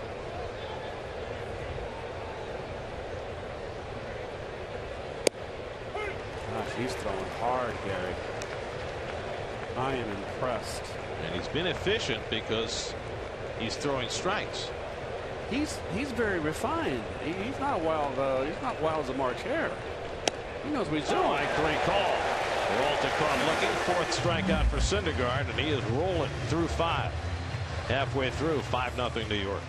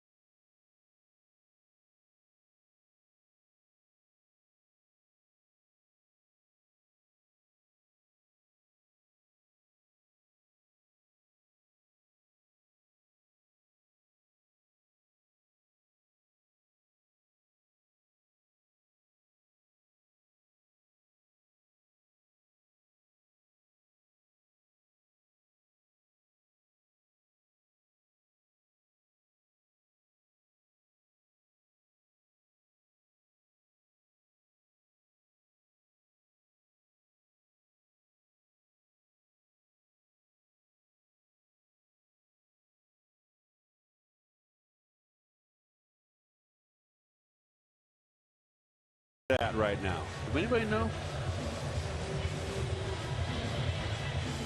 You can text folks. Let us know. Well, we got a little Pat LaFrida steak. Oh, very nice. That stuff is good. Oh, what's that over there? Okay. We can come back to it if you'd like. No, it's okay. I mean, you just had all those baked goods. I'm not sure you need the red meat on top of it. Got an omelet this morning too, so I'm full. Wilmer Flores leading off in the home 5th against Willie Peralta, and Flores bangs one up the middle for a leadoff hit. Well, Peralta has to go out there for another inning on a day that he is just getting it handed to him. Well, I want to see how he responds to this. If he's going to look for an early shower or is he going to knuckle under and not knuckle under, knuckle up and get people out. These are things that you look for in an athlete. Here's Johnny Manel, who got that 3-run inning started with a 10-pitch walk, and he grounds one down to Lind. They get the out at second. Sardinius with the return for the 3-6-3 double play. So just like that, Flores erased, 2 out and nobody on. Well, Taylor made one hopper, didn't come off the bag at all. Lynn, Manel a pull hitter.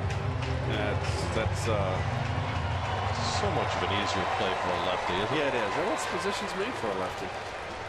I've heard that. Well, it's only one of the few positions. Really, the only sole position that's made for a left-hand. Well, pitching is made for a lefty too. Well, sole. I don't mean S-O-U-L. Well, right-handers do play first base. Yeah, some of them play it pretty well. But it is a left-handed. It is. It's better to have a lefty there, no question. Syndergaard 0 for 2. and he goes down swinging. So Peralta with a bounce back inning through just 6 pitches to get through the Mets in the 5th. 5-0 Mets after 5.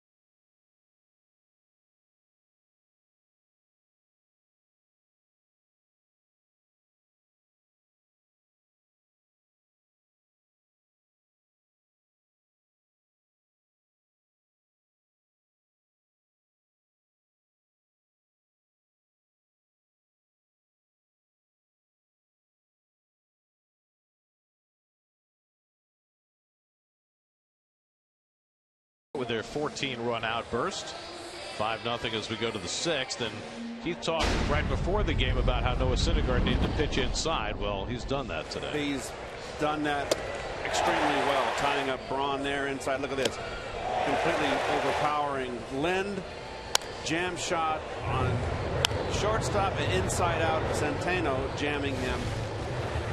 And here he's much more refined with his pitches. If you're going to compare, let's compare with a Wheeler, because they're complete opposites. Wheeler, they both throw 97, 96, 97, 98. They're hard throwers. A Wheeler tends to be more wild, and that's a good thing because you keep a hitter honest inside. It doesn't mean because you're a refined pitcher that you can't pitch inside. And when Syndergaard is doing what I saw in Chicago was when the 3rd time through the lineup, he got hurt by the right-handers to right field. They were setting up out there. He didn't pitch in enough. Now, obviously, he's been told this start to pitch in, and look at the result. Now, would I rather have a Wheeler who's wild, where walks tend to get him in trouble, or would I rather have a more refined pitcher that knows how to pitch inside? Of course, I'll take the more refined pitcher that doesn't walk people and knows how to pitch inside. We're talking about Wheeler more when he first made his first few starts back in 13. Wheeler can have his moments where he gets a little bit wild's not the right word. Wild around the plate. He can miss around the plate. Well, how would you let's take this. You make the comparison with Zach, but how about Matt Harvey? He came up at that first start in Arizona, struck out 11, then started mixing in his secondary pitches. How would you compare what you're seeing from Noah to what you saw from Harvey when he first came up in 12? Well, that first start in Arizona for Harvey, he was just off the charts. He was just throwing a slider like I had never seen. But I think over the course of work, to compare before Harvey got hurt, Harvey is a very refined pitcher. He's come back. He knows what he's doing, knows how to pitch inside. All 3 of them are power pitchers. These are 3 right-handers that are power pitchers, Gary. That throw as hard as, I bet you, in the top 10 as far as gas. And when you have that kind of gas, high 90s, and you pitch inside, that's going to make your breaking ball. And if you have a slider to go with it, you know, that's the great ones. Sardinas turns one around, deep right field, down the line, but foul. So Luis Sardinas making a bid for his first big league home run. 22-year-old versus 22-year-old. Now, where does Where does DeGrom factor into that? Because, you know, the other three, Syndergaard, Harvey, Wheeler, they all came up so highly touted, and DeGrom kind of blindsided us all last year. Tapped the other way and past the diving Campbell. It's a base hit for Sardinius. Well, it's quite a turn at bat for the young shortstop. Second hit off Syndergaard today. Sure is. That's a changeup. Got him out in front, but watch his hand stays back. A quick bat. Very quick. Jeez. So that's pretty good hitting right there. Syndergaard's given up 2 hits today, both on the changeup. You're right. And that was up. So when you notice, folks, when the ball was belt high, it doesn't sink. It runs away flat. And you're talking about DeGrom. DeGrom is polished too. DeGrom last night, I think, is on the right track now. Kept the ball down. That's his strength. DeGrom and Harvey have the best changeups. Harvey has a good changeup and has great command over it. So does DeGrom. DeGrom's ahead of Syndergaard and ahead of Wheeler with a changeup. I think DeGrom, of all of them, has probably the least of the breakable. He needs to work a little more on his breakable, and it's good enough.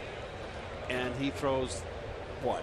I'm sorry to say the least in this fastball. He throws 95, 96. Oh no. Gomez hit right in the helmet. Oh, gosh.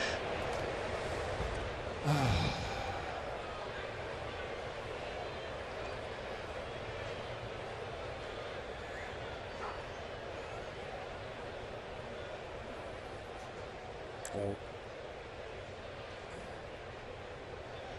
Thank goodness it got him in his helmet.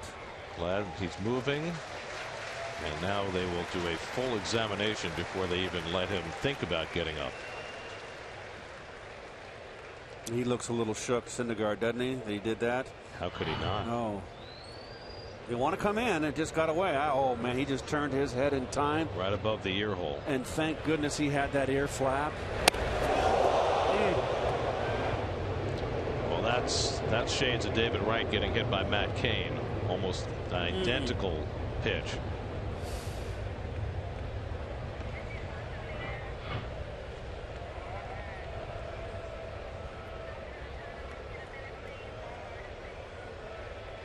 He's going to be okay. Hopefully he's not concussed. Well, they will give him a full concussion test, and I'm sure he'll come out of the game, and they'll examine him further. But Terry Collins is coming out, and he's going to talk to Syndergaard because Noe is clearly shaking. Yes. And you know, here he is, just his second big league start, facing an all-star player in Gomez. It doesn't matter. Yeah. It's just you don't want to hurt anybody. It was unintentional. And the guy throwing that hard. And Terry's very wise to come out. Doing some neurological testing. You saw them trying to have Gomez follow the finger. This has become a mandatory protocol in testing his arm strength. Would you put him on an airplane tonight? Well, you know? I think they have to examine him further, have a doctor come look at him. If there's any he looks pretty clear concussion. Well, nice to see him on his feet. And if nothing else, he's going to have quite a headache. But gosh, thank goodness for batting helmets. He's very fortunate to have the flap.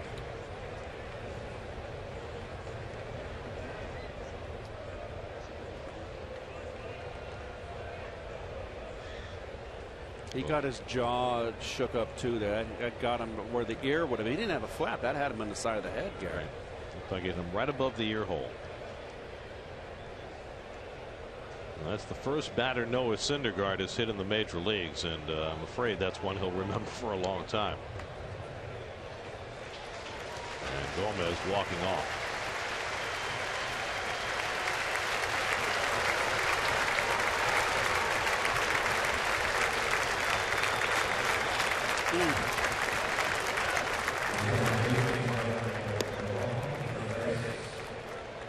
So hopefully Carlos is okay.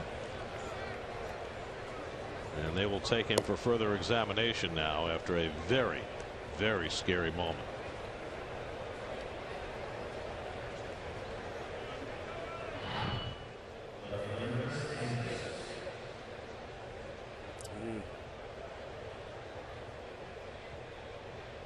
Hit him good too, man.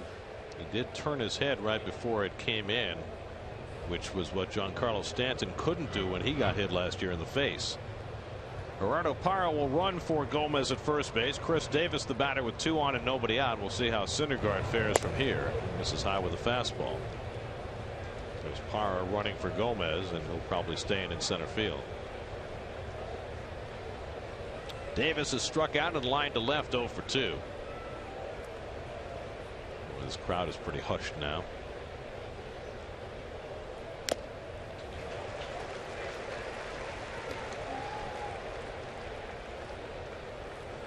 If you're the next guy at the plate after a guy gets beamed like that, you get a little more crouched. You don't think in terms of I don't think in today's game, or even in my day, there was real headhunters like there were in the 50s and 60s. I was thinking of it more the other way around. Do you think now he's not going to be able to come inside the rest of the game?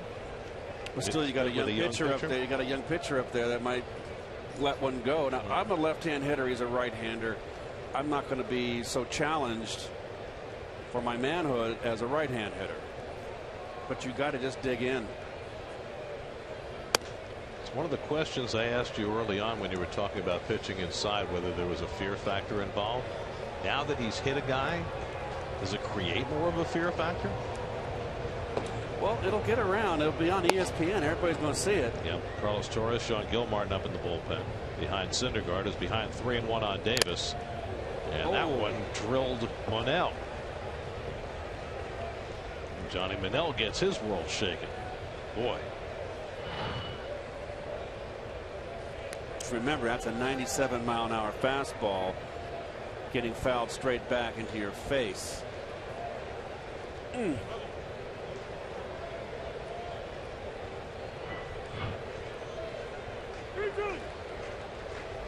Bronx kid will shake it off. 3-2 with nobody out, and Ryan Braun waiting on deck. And Davis grounds one foul.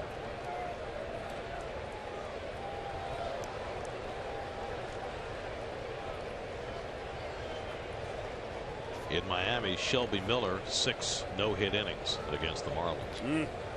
Boy, he's been so good.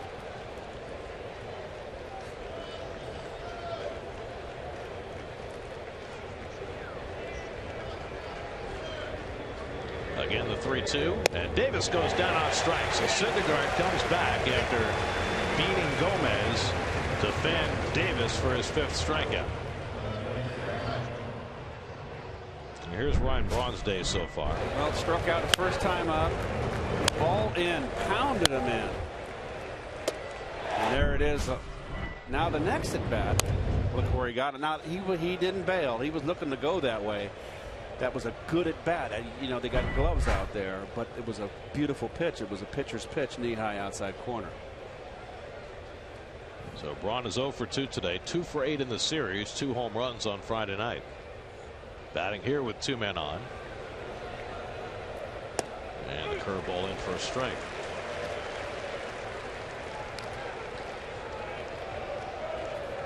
Sardinius at second, Parra the pinch runner at first. Syndergaard's allowed only 2 hits. And Braun couldn't catch that fastball away. It's 0-2. Hart wasn't into that one, was it? Outside corner. That's a long way for him to reach from where he is in the batter's box. As we saw him hit a home run out to right field in the game Friday night.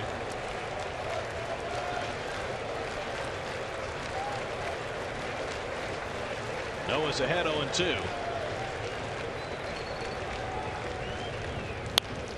Braun fouls it away at 99, the hardest pitch Syndergaard's thrown all day. Very defensive swing from Braun there. He's behind the count, 0-2.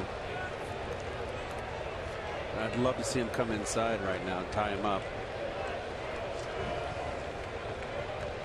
That's also for him to, you know, to make that pitch too. Exactly. To get over whatever trepidation he might have after hitting Gomez. And they're going to stay away. It's time to come in. He's throwing hard, Gary. This is the one thing I saw in Chicago, is that as the game progressed, he threw harder. And he's doing it again today. He's a horse. And I hope they got bullpen action in the Mets. I hope they don't take him out. 85 pitches right now, with 1 out of the 6th. And the curveball popped up. That'll come foul and out of play.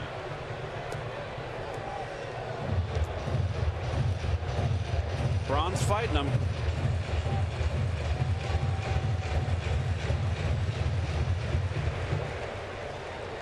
Well, Braun looked more like his MVP self on Friday night. Won that award in 2011. Big suspension 2 years ago. Not a great season last year. 0-2. Curveball, foul back. Yeah, that was a great curve right there in a great spot, but you're just away, away, away, away, away, and you're 0-2. I mean, if you are Dan Worth and Terry Collins, do you want to encourage him to pitch inside now, or do you just have to let him go with whatever he feels he can do? Do what he's doing this whole entire game, which is he's pitched in and he's pitched away. I just mean in the wake of Gomez. Do you need to encourage that? He's got to pop him in here now. He's just too many pitches away, and they're going to go away again. Change up. Buries that one in the dirt. Never liked an 0-2 changeup. Terrible 0-2 waste pitch. Terrible. Bounce a curveball in the dirt. Hard one. See if he fishes. Changeup. Yuck. He's only given up 2 hits today. They both come on the changeup. Both against left-hand hitters.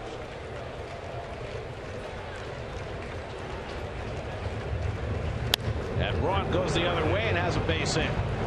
Sardinius to third. He'll be waved home. And the Brewers are on the board. So Syndergaard kept going away. Braun makes the adjustment and takes one into right field to drive in his 23rd run of the year.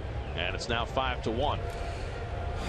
Just can't live out there when a good hitter's up there. That's a good pitch. It's up. It's belt high. He didn't get it down. That's the only thing you can say. He had it on the corner, but it's apparent all the pitches that. It's nice base running by Sardinius there. It could have been a line drive. You're down 5 runs. Parra is a good base runner. Period. All those pitches away. Too good a hitter. Got to come inside. Keep him honest. Now Adam Lind, who had the first hit against Syndergaard, who steps off and takes a look at first. Lind singled to right on a changeup in the 4th inning. Struck out his first time up. 1st and 3rd and 1 out. Mets have the bullpen ready to go if Syndergaard needs help. And he misses up and away to Lind. This inning began with Sardinius taking one the other way for a base hit, and then Syndergaard hit Carlos Gomez right in the ear flap. Gomez, after a minute or so on the ground and intense examination, got up and walked off. Well, you know, Monell hasn't had a lot of major league experience, and I guarantee you, and I don't want to always throw back, but the guy that called the greatest game was Gary Carter. I guarantee you Gary Carter would have come inside. And Ron Darling will tell you, as well as Doc and Coney and Sid, that Gary was just critical to their success. He called such a great game. And what did Gary do? Gary was aggressive inside, ahead in the count, called in, behind the count, called breaking ball. And he had the pitching staffs in Montreal and New York to do that. Well, Johnny Manel is in there today because he has familiarity with Syndergaard from having caught him in the minor leagues this year. But it's Syndergaard's second major league start, and it's Manel's second major league start. So experience is certainly lacking. 3-0 now to Lind. There's a strike. Well, he's up to 93 pitches now, so unfortunately, this is probably going to be it for him. I would love to have seen him get out of the inning quickly and give him a 7th.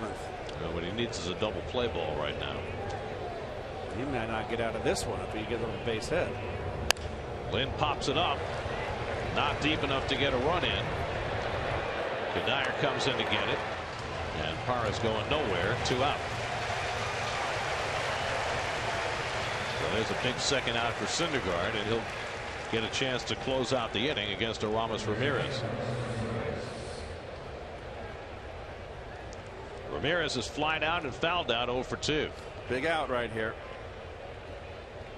Like to see Syndergaard finish on a positive note. Only because we're in an era of 100 pitches. You know, back 30 years ago, that run his fanny back out there for the 7th.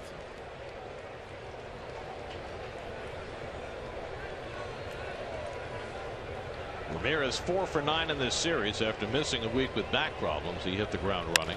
He drives one to right center. Lagares got a late start, but he gets back to get it anyway. Ramirez retired, and Syndergaard finds his way through a scary 6th inning. 5-1 Mets in the 6th.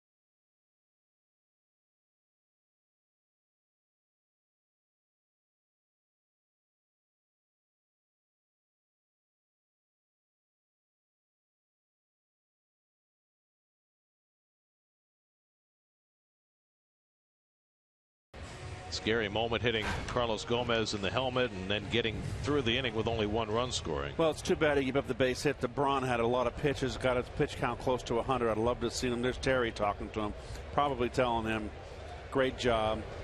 Don't worry about that. This, you know, stuff happens. You didn't mean to do it. It's baseball. Well, he'll get a chance for his first major league win today. Gerardo Parra, who came in for Gomez, stays in center field. So Syndergaard allows 1 run and 3 hits over 6 innings, and his day appears to be done. Juan Lagares 1 for 2 and a base hit and scored a run, and the Mets 3-run 4th. That's got a run in the 1st on Granderson's home run, a run in the 3rd, and then 3 in the 4th, capped by Michael Kadire's 2-run base hit. And Lagares lays off the slider. Somehow Willie Peralta's still out there. Peralta doing exactly what his team needs him to do, go deeper into this game. And you see the lines for Syndergaard. 5 scoreless to start the game in Chicago, 5 scoreless to start the game today as well. And now Lagares gets leaned back. 3-1. Meanwhile, in Miami, Shelby Miller working on a no-hitter through 7 for the Atlanta Braves, only 73 pitches. He's walked 1, so he's going to get a shot at it. Lagares lines one into center field. So after Peralta threw him inside on the previous pitch, Lagares picks up his 2nd hit of the day. Well, that's the way to get out of a slump. Juan's other base hit back in the 4th was a ground ball between 1st and 2nd, and there he is going up the middle. And that might be it for Peralta. It is it. Nice hitting, Juan. Juan stays level on that high pitch. That's belt high. Look at the follow through. Very, very nice. Brett Counsell will make a pitching change. Peralta done after 5 innings plus. Call to the bullpen brought to you by Verizon, America's largest and most reliable 4G LTE network. Will Smith coming in.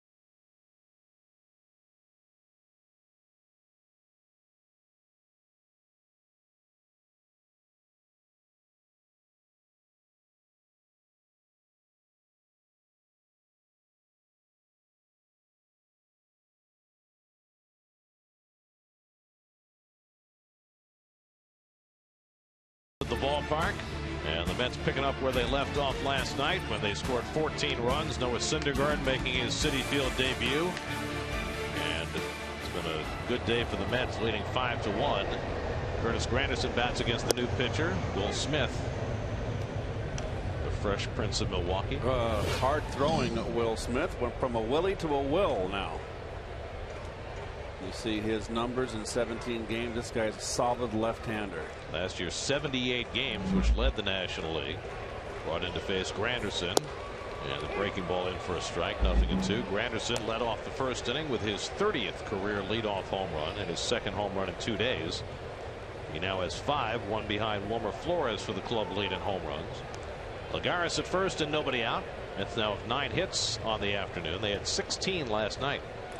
So a team that just could not put any offense together seemingly for weeks, all of a sudden has found the range the last couple of days.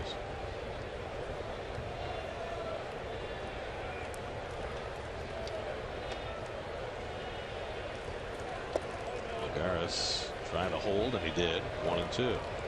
So last night Wilmer Flores hits a grand slam in the 9-hole. Today Juan Lagares gets 2 hits in the 9-hole. Productive 9 slot. What slumping hitter do you want to put there tomorrow? So does it add? There goes Lagares, the pitch outside, and Lagares steals the base. Nice. 3rd stolen base of the year for Juan. And the guy who threw out Billy Hamilton couldn't throw out Juan Lagares. Always get a better jump on the left-hander because you can kind of take a chance.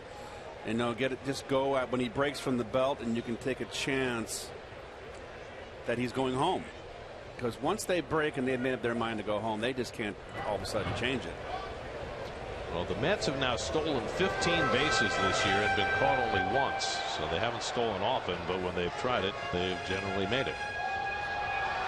Saw Lagares last year with a stretch late in the season when he stole 8 bases in a 9-game span to prove that he could, when the Mets were giving him the must steal sign. And I'm sure we'll see more of that as the year goes along. 2-2 to Granderson, and he lifts one to left field. Chris Davis settling under it. And that's the first out of the inning. Mets' upcoming schedule brought to you by your Tri-Honda dealer. The Cardinals come in for 4 games starting tomorrow night. Matt Harvey opens the series against John Lackey tomorrow. Mets go to Pittsburgh for 3, then they're right back home to play the Phillies and the Marlins week after next. Well, they've got a tough 4-game set coming in here. It's good to get that really demoralizing 4-game sweep in Chicago out of the way in the first game of the series, and hopefully they hang on here and go positively into a real tough series coming up with the Cards. Now Eric Campbell, his second game back from the minors and his second straight 2-hit game. 2 for 5 last night, 2 for 3 today. A single, a double. He scored 2 and driven in 1.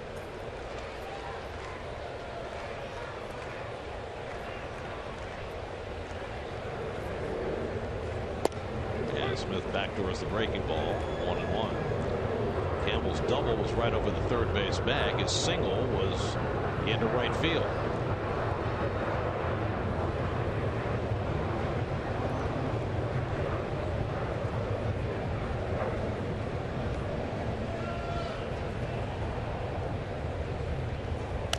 And a little jam shot off his foot. A foul ball. 1-2.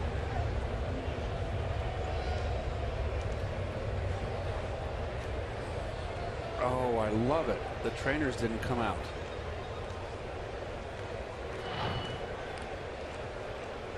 Slider. Oh, it got him on the knee, it looked like. Maybe the. Watch the left knee. Sure did. Oh, wow. Ouch. Right on the kneecap. That hurts. That hurts. And Brian Chickalow, the assistant trainer, is out. And Terry Collins going to come out to have a look too. That's one that could really cause an injury. That changes everything. And you get hit in the shin, it's bone, or the ankle, it's bone. But the knee, and Campbell's one of those guys that's just going to rub dirt on anything. Well, if his leg is broken, he doesn't want to come out of the game. He just got called up and doesn't. That hurts. I don't give way at all. That hurts. So I take it back. The trainers had to come out on this one. He'll shake it off. Well, he's trying to convince them, and I guess he has.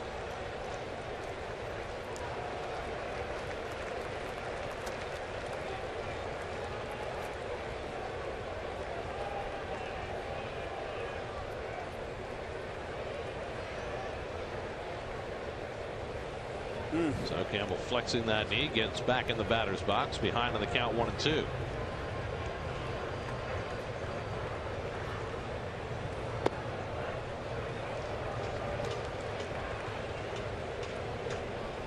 Lucas Duda waiting on deck.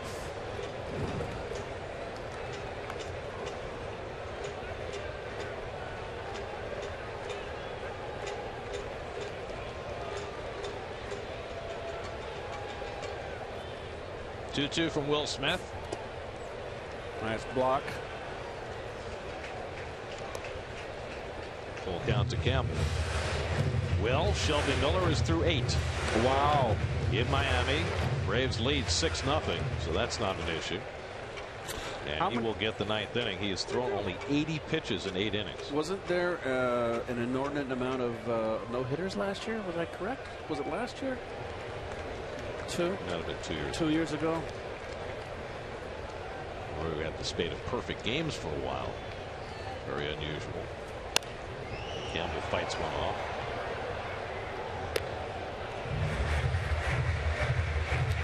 Yeah, it's the best way to start your weekday. Join Suki, Corey, and the gang from 5 to 9 on the Pix 11 Morning News, where every story hits home.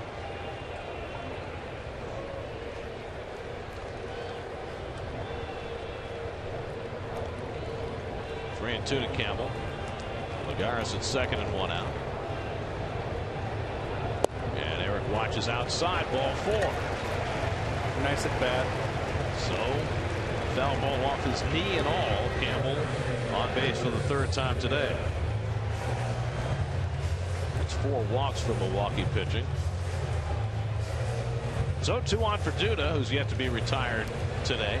2 doubles and a walk. He's driven in a run. And Duda in 40 at bats, hitting .400 against lefties. It's almost comical how easily he seems to have turned that number around after hitting 180 last year. 2 doubles and 2 home runs. He's already hit as many home runs this year as he had against lefties all last year. The irony is that he's only hit 1 home run against a righty. Only 8 strikeouts in 40 at bats, Gary. Batting here with 2 on and 1 out. And Lucas pulls one foul. 1-1.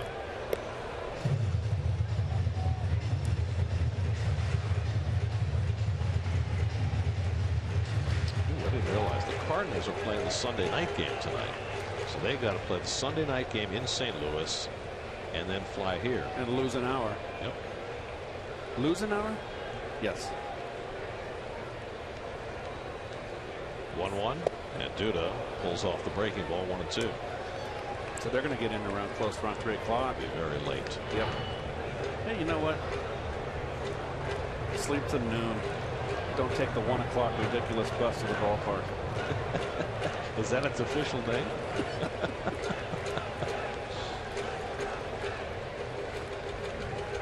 1-2 coming to Duda. And he tries to stop the swing and does. Lucas is very good at holding his bat back, not breaking his wrists, whatever the rule is. He's very good at this. Well done.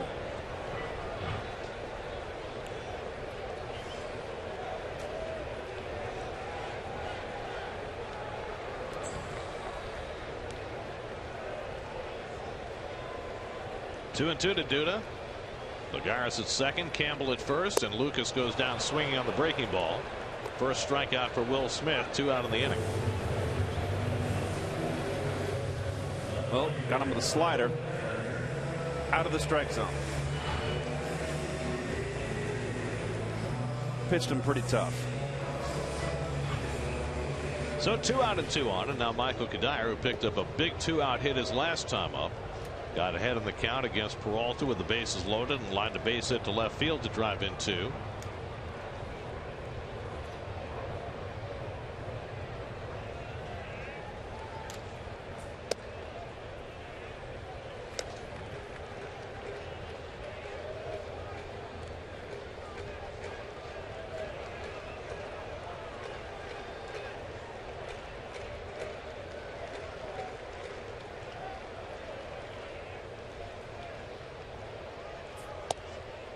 Fastball strike, 1-1. Will Smith began his career with Kansas City. Traded to the Brewers 2 winters ago on the deal that sent Nori Aoki to Kansas City. Aoki now with the Giants.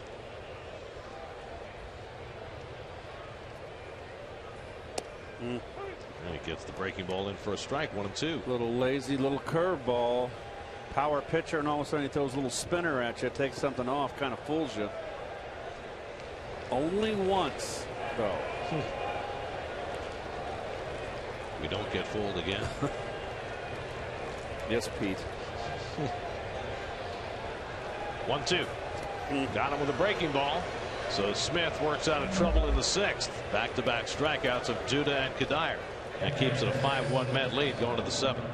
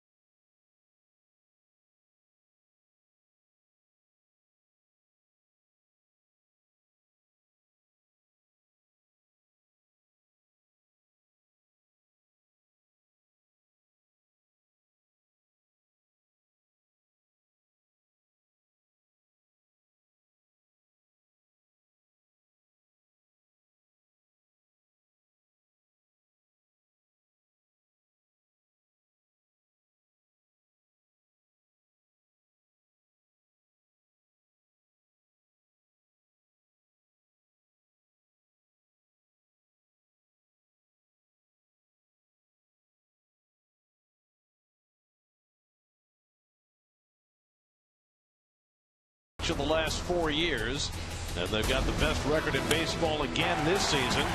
And they're coming to Citi Field for their only visit this year, starting tomorrow night. The St. Louis Cardinals, 4 games here in Flushing against the Mets, starting with Matt Harvey against John Lackey tomorrow night. Sean Gilmartin will pitch for the Mets in the 7th inning. Well, you see his numbers, and Terry's been using him very sparingly in good situations. What I like to see lefty-lefty is what he does against left-handers, and you can see the batting average is outstanding. For more on the Cardinals coming in, let's check in with Steve Gelb. Steve? Well, Gary, the Cardinals do have the best record in baseball, but they've been scuffling a little bit lately, especially when it comes to starting pitching since Adam Wainwright went down. In the 20 games since, 11 times starting pitchers have gone 6 or fewer innings. I should actually say fewer than 6 innings. Only 8 quality starts in that time. It's been very taxing on the bullpen, especially in the last 7 games. The Cardinals have lost 5 of their last 7 going into the game tonight. The relief pitchers have almost pitched half of the innings in that stretch of time. Hector Gomez batting for Scooter Gennett. Well, the former Cardinal starting pitcher Shelby Miller is now in the bottom of the 9th in Miami working on a no-hitter. What will certainly help if he is healthy is if they get Jaime Garcia back, and it looks like Garcia, who has not pitched yet this year, coming back from shoulder issues, is going to face the Mets Thursday afternoon. Gomez goes after the curveball and misses 2-2. Hector Gomez leading off in the 7th inning, batting for Scooter Gennett. Cardinals have lost 5 of their last 7. And along with Wainwright on the DL, they've also lost their center fielder John Jay. He's got a thumb injury. But they have a couple of pretty good replacements in center field, at least defensively, in Randall Grichuk and Peter Borges. Also without their setup man in the bullpen. Jordan Walden is on the DL, so that speaks to part of what Steve was talking about, strain on their bullpen. 2-2, and Gomez fouls it off.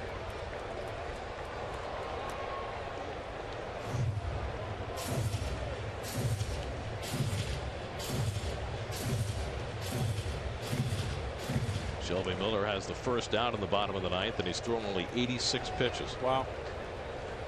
Got my number. It's number 17.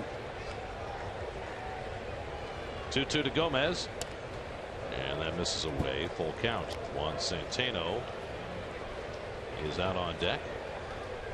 3-2.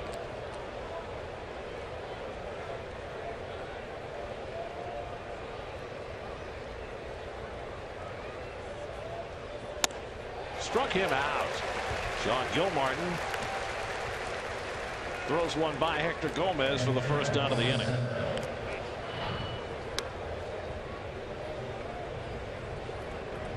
And Shelby Miller just got the second out in the bottom of the 9th, so he is 1 out away, and he's only thrown 88 pitches.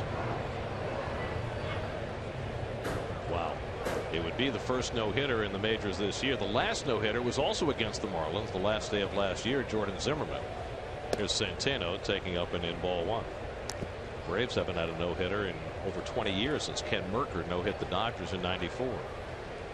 Centeno has walked and flied out 0 for 1, which is pretty amazing when you consider all the great pitching that the Braves have had over the last 2 decades. There's a good breaking ball from Gilmartin, 1-1. Well, Miller just lost the no-hitter with 2 out in the 9th inning. Justin Bour with the base hit. First hit of the game for Miami. So he came that close. Deep left center, long run for Lagares deep in the gap, and he won't get to this one. Centeno, normally a light hitter, with a long opposite field double. That is something I think that Juan, look how shallow he is top of your screen. When you're in the 7th inning, the last 3 frames of the ball game, and you're nursing a 4-run lead, actually 3-run lead. 4-run lead, excuse me. Maybe you want to play a shade deeper. Nothing over your head. Jason Rogers has been announced as the pinch hitter, and so the Mets are going to change pitchers and bring in a right-hander to face Rogers. So Gil Martin faces 2 batters, takes his exit, and Carlos Torres will come in. Call to the bullpen brought to you by Verizon, America's largest and most reliable 4G LTE network.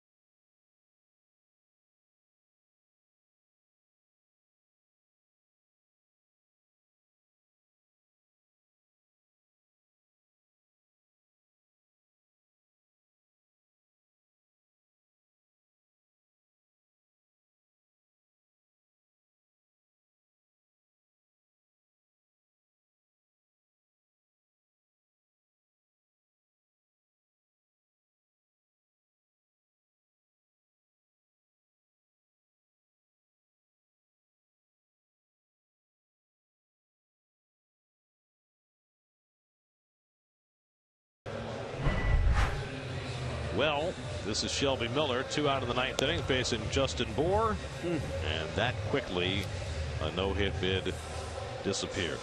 1-out shot. Fastball, too much plating up.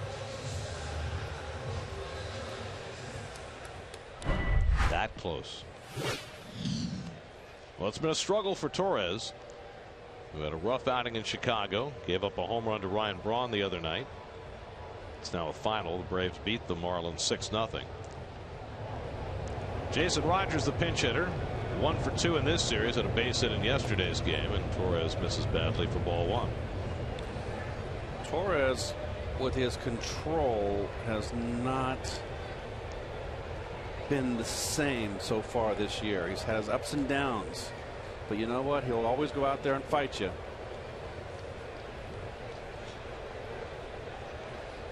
And the curveball for a strike. Well, already in this game we've seen Will Smith, who led the National League in appearances last year. Now Carlos Torres, who led the National League in relief innings last year. 92 relief innings, 5 more as a starter.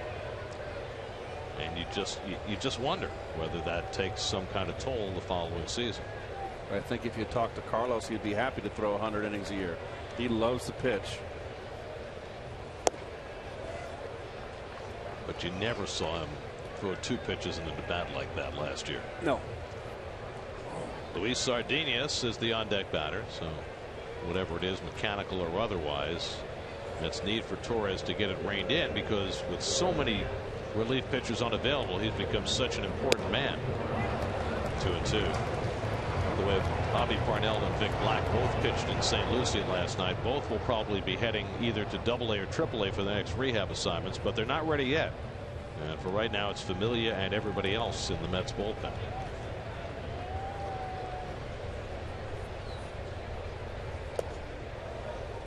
Full count to Rogers.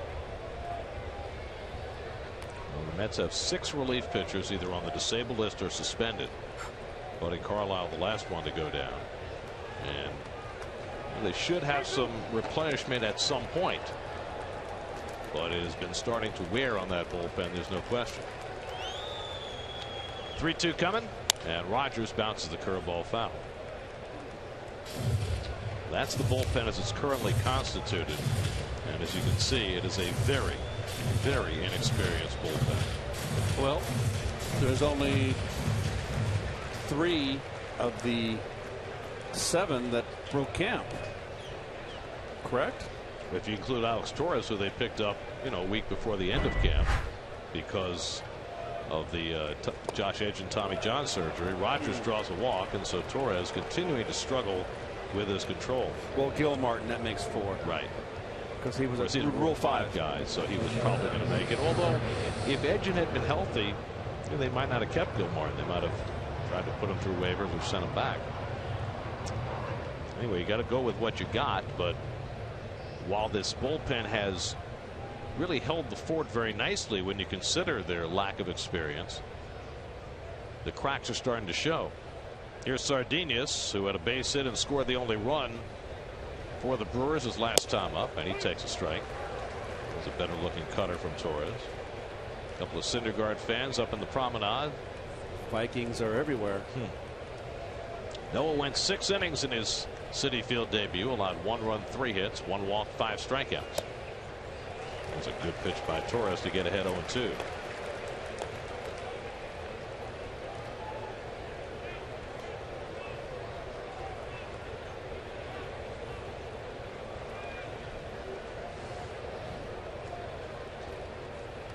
Sardinius just his 2nd game with the Brewers. Pulls one down to first. Duda gets the out at 2nd, and that's all they'll get. 3-6 force play races Rogers for the 2nd out.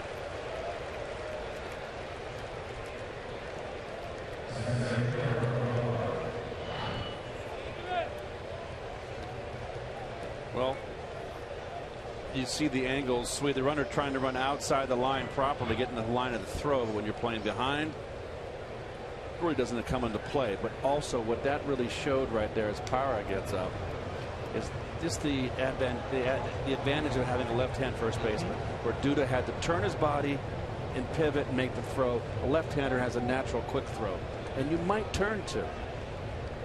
So might. Now 1st and 3rd and 2 out. Parra batting for the first time in the game. And he grounds one right back to Torres. Side retired. Now Carlos Torres does a nice job bouncing back after walking his first man. 7th inning stretch time at Citi Field. 5-1 Mets.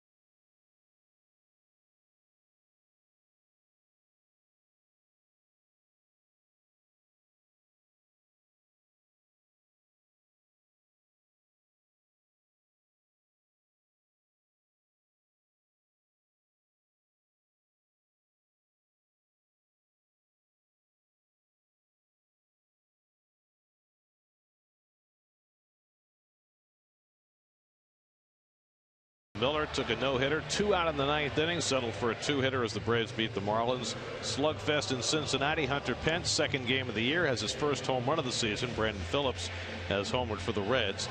The Phillies looking to win their 5th in a row, break up the Phillies. They're up 4-0 on the Diamondbacks in the 7th. And the Pirates and Cubs going for their 7th straight today. Later on, Rockies and Dodgers, and the Nationals play at San Diego.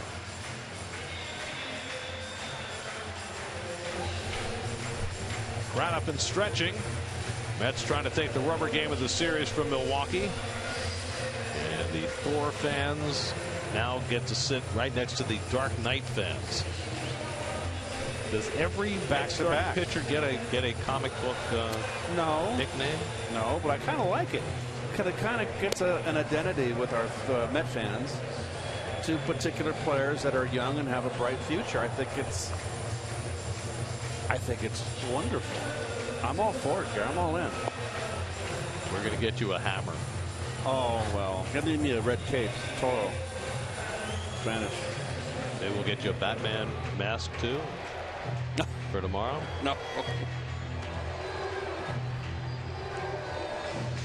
Hector Gomez, who pinch hit, stays in the game at second base for the Brewers. And the veteran right-hander, the very large-legged Jonathan Broxton, is in. Came up in 05 with the Dodgers, 05 to 2011 with LA. Big, strong horse. Went on to Kansas City, Cincinnati, now Milwaukee, and struggling. And you see from those numbers, especially struggling against lefties, and he'll face Daniel Murphy, a left-hand hitter, who takes a fastball for a strike. There was a time when Broxton threw 98, 99. Those days are gone. He's more of a 92 to 94 guy now.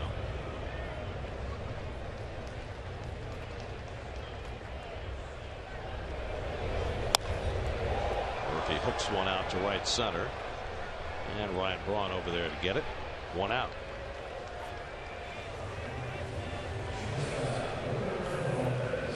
So Murphy retired, one out. Now Wilmer Flores comes up. Flores 1 for 3, had a single to center his last time up.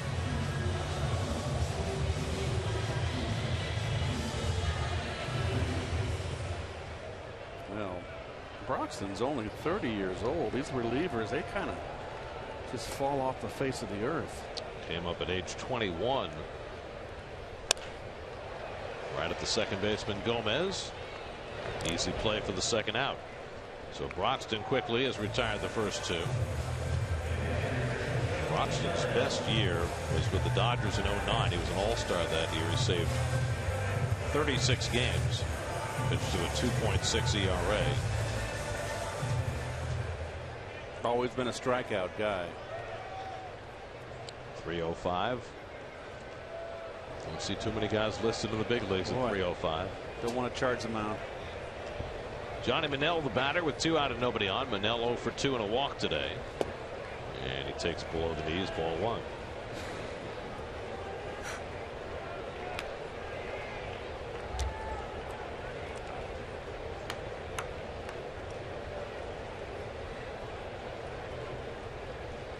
Broxton came from the Brewers in a late August deal last year, a waiver deal from Cincinnati. And he was brought here to be the setup man for Francisco Rodriguez. It has just not gone very well for him. Didn't pitch very well in 11 outings for the Brewers last year, and it's been even worse this year.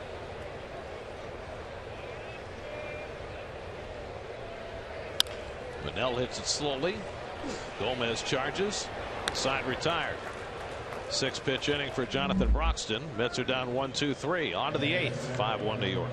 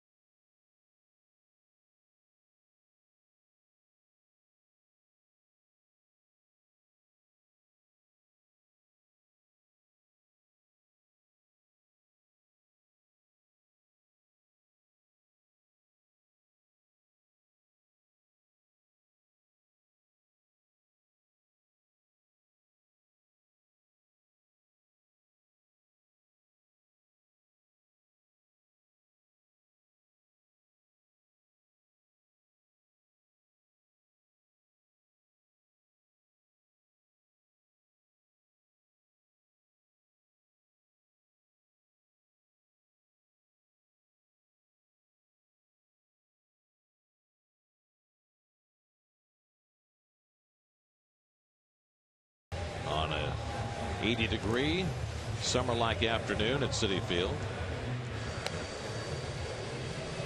New York Mets baseball is brought to you by Audi, truth in engineering, or by the New York Lottery. Take your pick.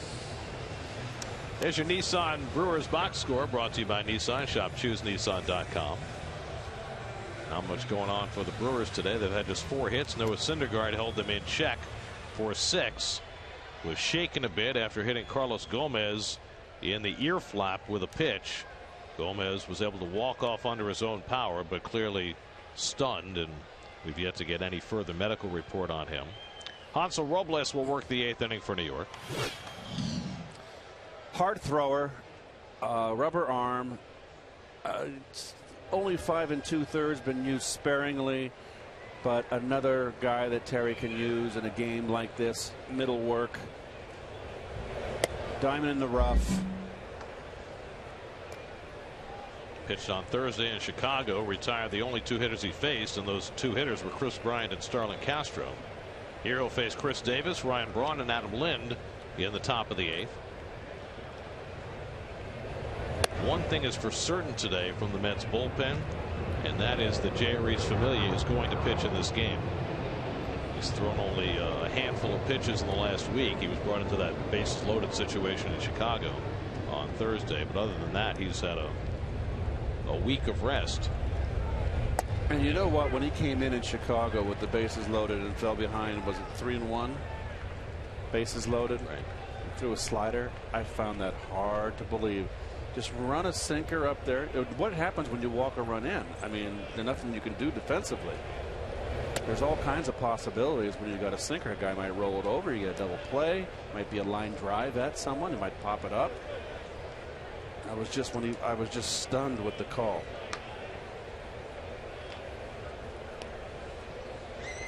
It was against Chris Coghlan Wednesday night. Yeah. 3-2 now to Davis, who's 0 for 3 on the day. Well, Francisco Rodriguez up in the Milwaukee bullpen, so it looks like Craig Counsell has the same idea as Terry Collins, that he has to get his closer into the game today.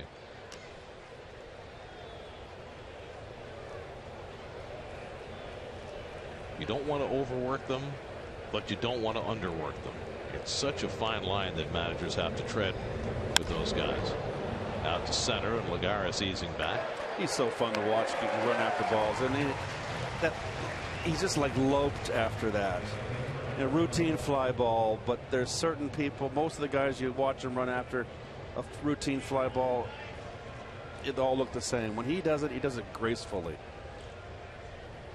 Without quite as much flair as his buddy Carlos Gomez, but you know, he's just special. They both are,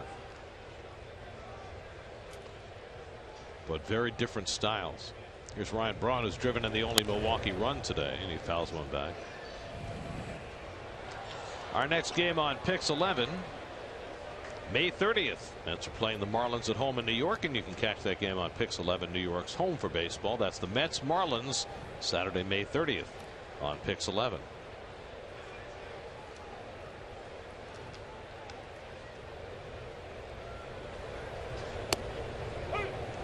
Robles gets ahead of Braun 0-2. Braun is 3 for 9 in this series. He's driven in 5 runs, including his one today. Adam Lind, the cleanup hitter, waiting on deck.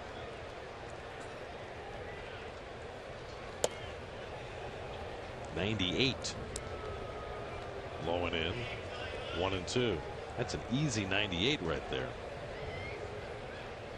He throws hard. There's no doubt about it. He was a starting pitcher in the minors until the Mets moved him to the pen last year, and that seems to have made all the difference for Robles. What is it they say? Throw as hard as you can, as long as you can. Some guys can't do that long enough to be a starter. And there is Mr. Familia, who, well, he might get more than 3 outs today. 2-2 coming to Braun, and he lines one foul. I would suspect, though, that Terry would prefer not to bring Familia in the 8th inning, especially with a 4-run lead. But if it started to get dicey, he might do that.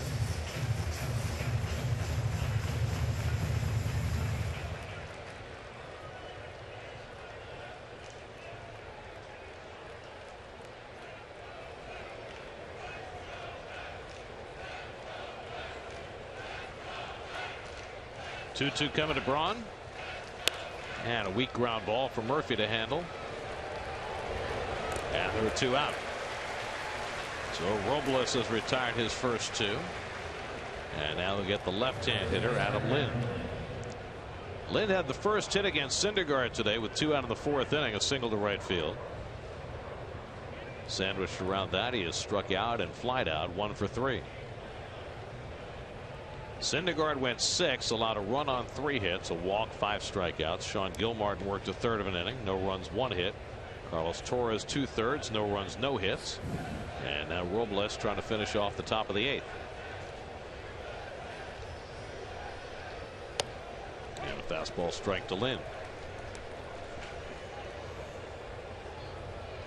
Nice game for Robles to get some work. He's not overthrowing.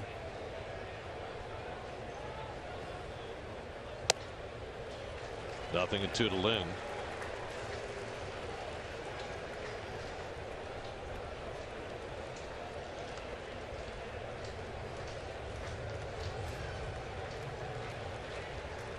It's a head of hair, isn't it?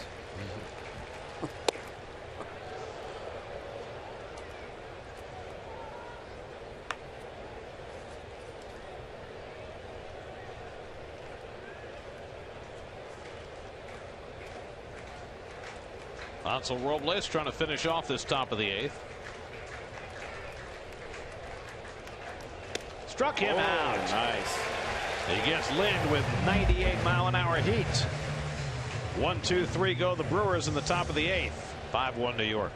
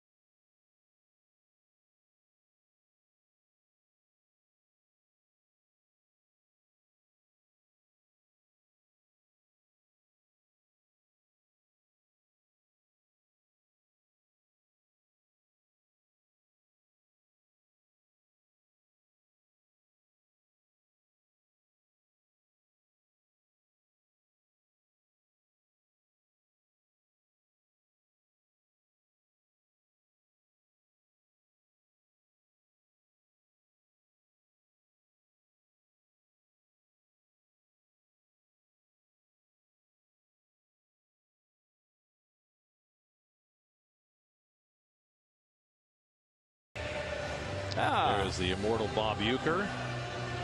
Made the trip with the Brewers. Doesn't make all the trips now.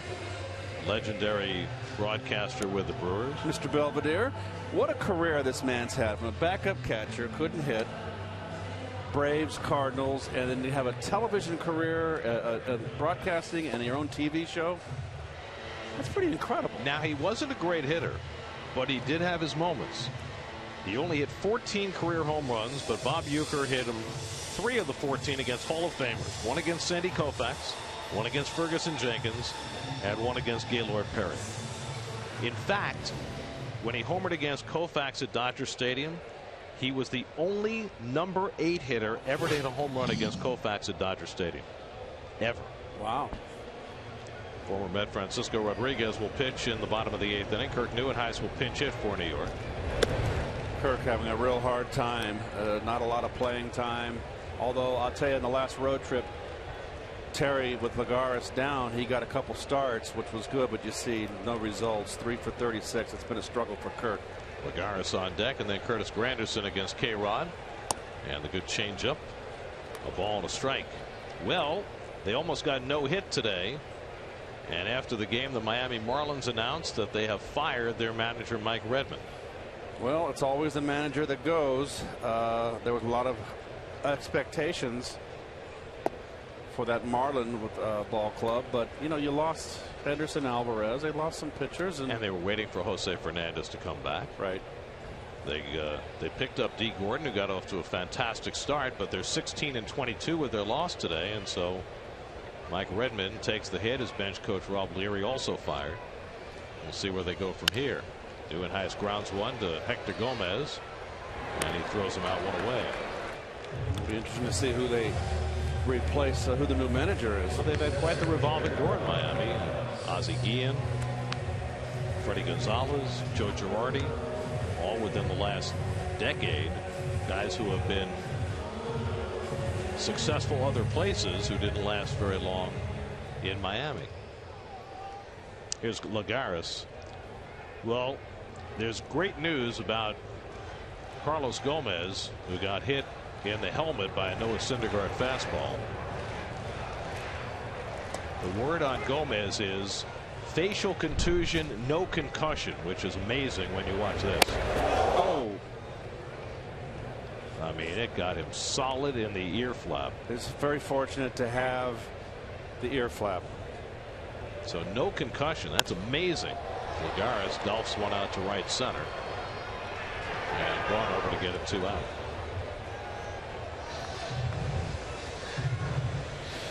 So that'll be comforting to Lagares, who's great friends with Gomez. 2 out and nobody on. Now Granderson, who delivered the keynote today with a leadoff home run into the Pepsi porch in the first inning.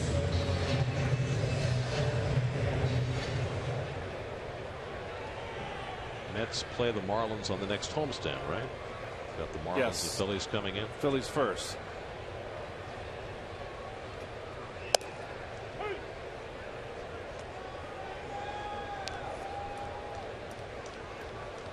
Granderson 1 for 4 on the day. Homers in each of his last 2 games.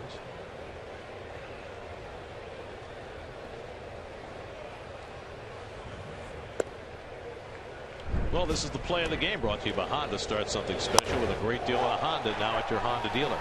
Off the Pepsi porch, above the Pepsi porch, a bomb. Last night he hit the facing of the Pepsi porch. This time a good 15 rows up. 5th home run of the year for Kurt.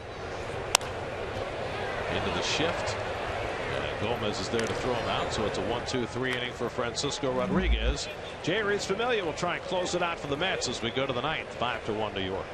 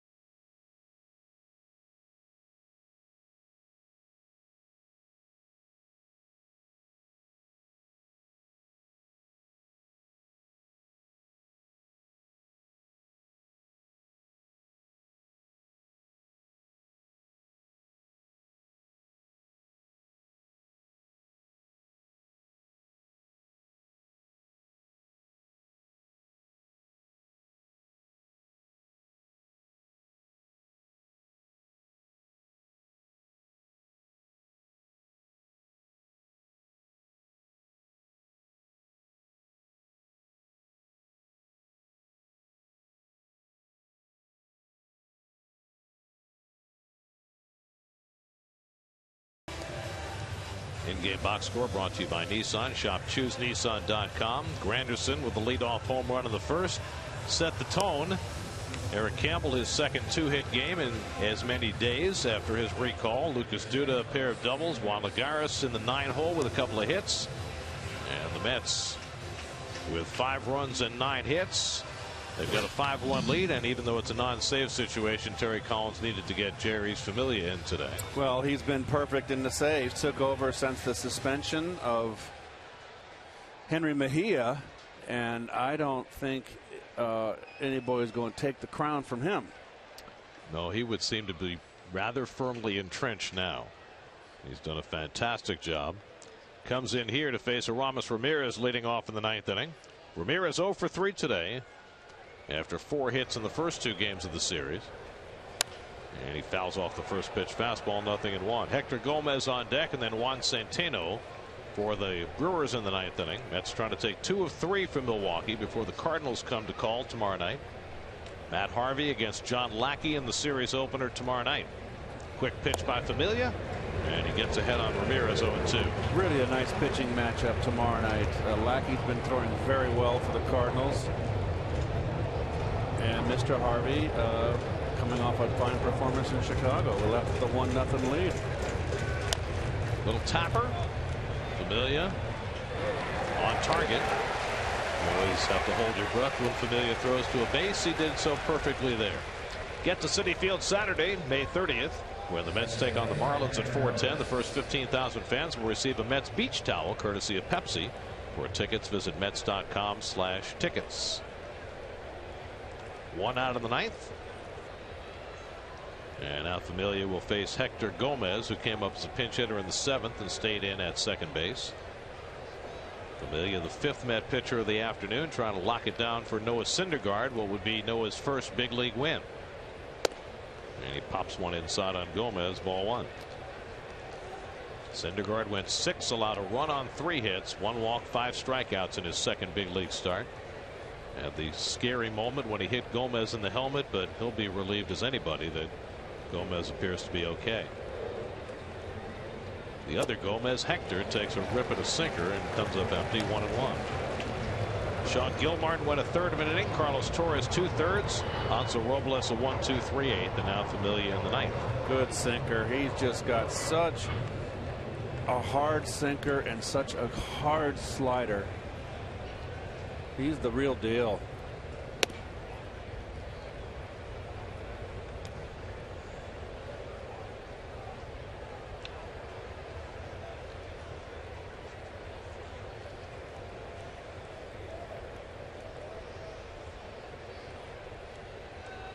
Two balls and a strike to Hector Gomez. And he bounces one foul. 2-2. Let's see Lackey tomorrow night. They see Michael Wacha Tuesday night, and he's been outstanding. Well, the home of the split finger. I love him. Carlos Martinez Wednesday night. He's been up and down. And then probably Jaime Garcia off the disabled list to pitch Thursday afternoon, his first start of the year. That's still a maybe. 2-2 from Familia. Little tapper to short. Flores in to get it. 2 out. Well, the 5-game losing streak seems a long way away in just less than 48 hours. Yep, the sky was falling 2 nights ago. Big day yesterday, a 14-1 win, and a rather workmanlike day today with the unveiling of the home debut of Mr. Syndergaard, and the Mets are 1 out away from a series victory. The former Met Juan Centeno will try and keep it going from Milwaukee. He's got a walk and a double today, 1 for 2. I don't think Lagares is playing any deeper this time. Ball 1 to Centeno. Obviously Juan is not buying it. Well, look at Kadire in left. He's way in. Centeno now has not ever had much pop, even in the minor leagues. Hits it right back off Familia's leg. Chases after it. Makes the play. Scoop by Duda. Ball game over. Now is Familia okay. Took a shot off his leg. Says I'm fine. And gets the hug from Johnny Manel. Noah Syndergaard has his first major league victory, and the Mets take 2 out of 3 from Milwaukee with a 5-1 win. Off the shin. Nice recovery, a little slip on the throw. Nice scoop by Duda, and the Mets on the right track after losing a real kind of a downtrodden day, a game. Came back, win the series at home. Cardinals coming in. Well, that guy may be a good luck charm. Now 12-5 in games that Eric Campbell starts. He's come up for 2 and had 2 hits in each, and helped the Mets to a couple of wins. Familia looks just fine after getting drilled in the leg, and the Mets take the series. They are now 15-4 at home. Game summary brought to you by the first ever Lexus NX Turbo. Go beyond utility. Kadire with a big 2-out 2-run hit in the 4th inning. Curtis Granderson with a leadoff home run. Syndergaard with his first big league win as the Mets win today 5-1. Mets take 2 out of 3 from Milwaukee. We'll come back with more from Citi Field in just a moment.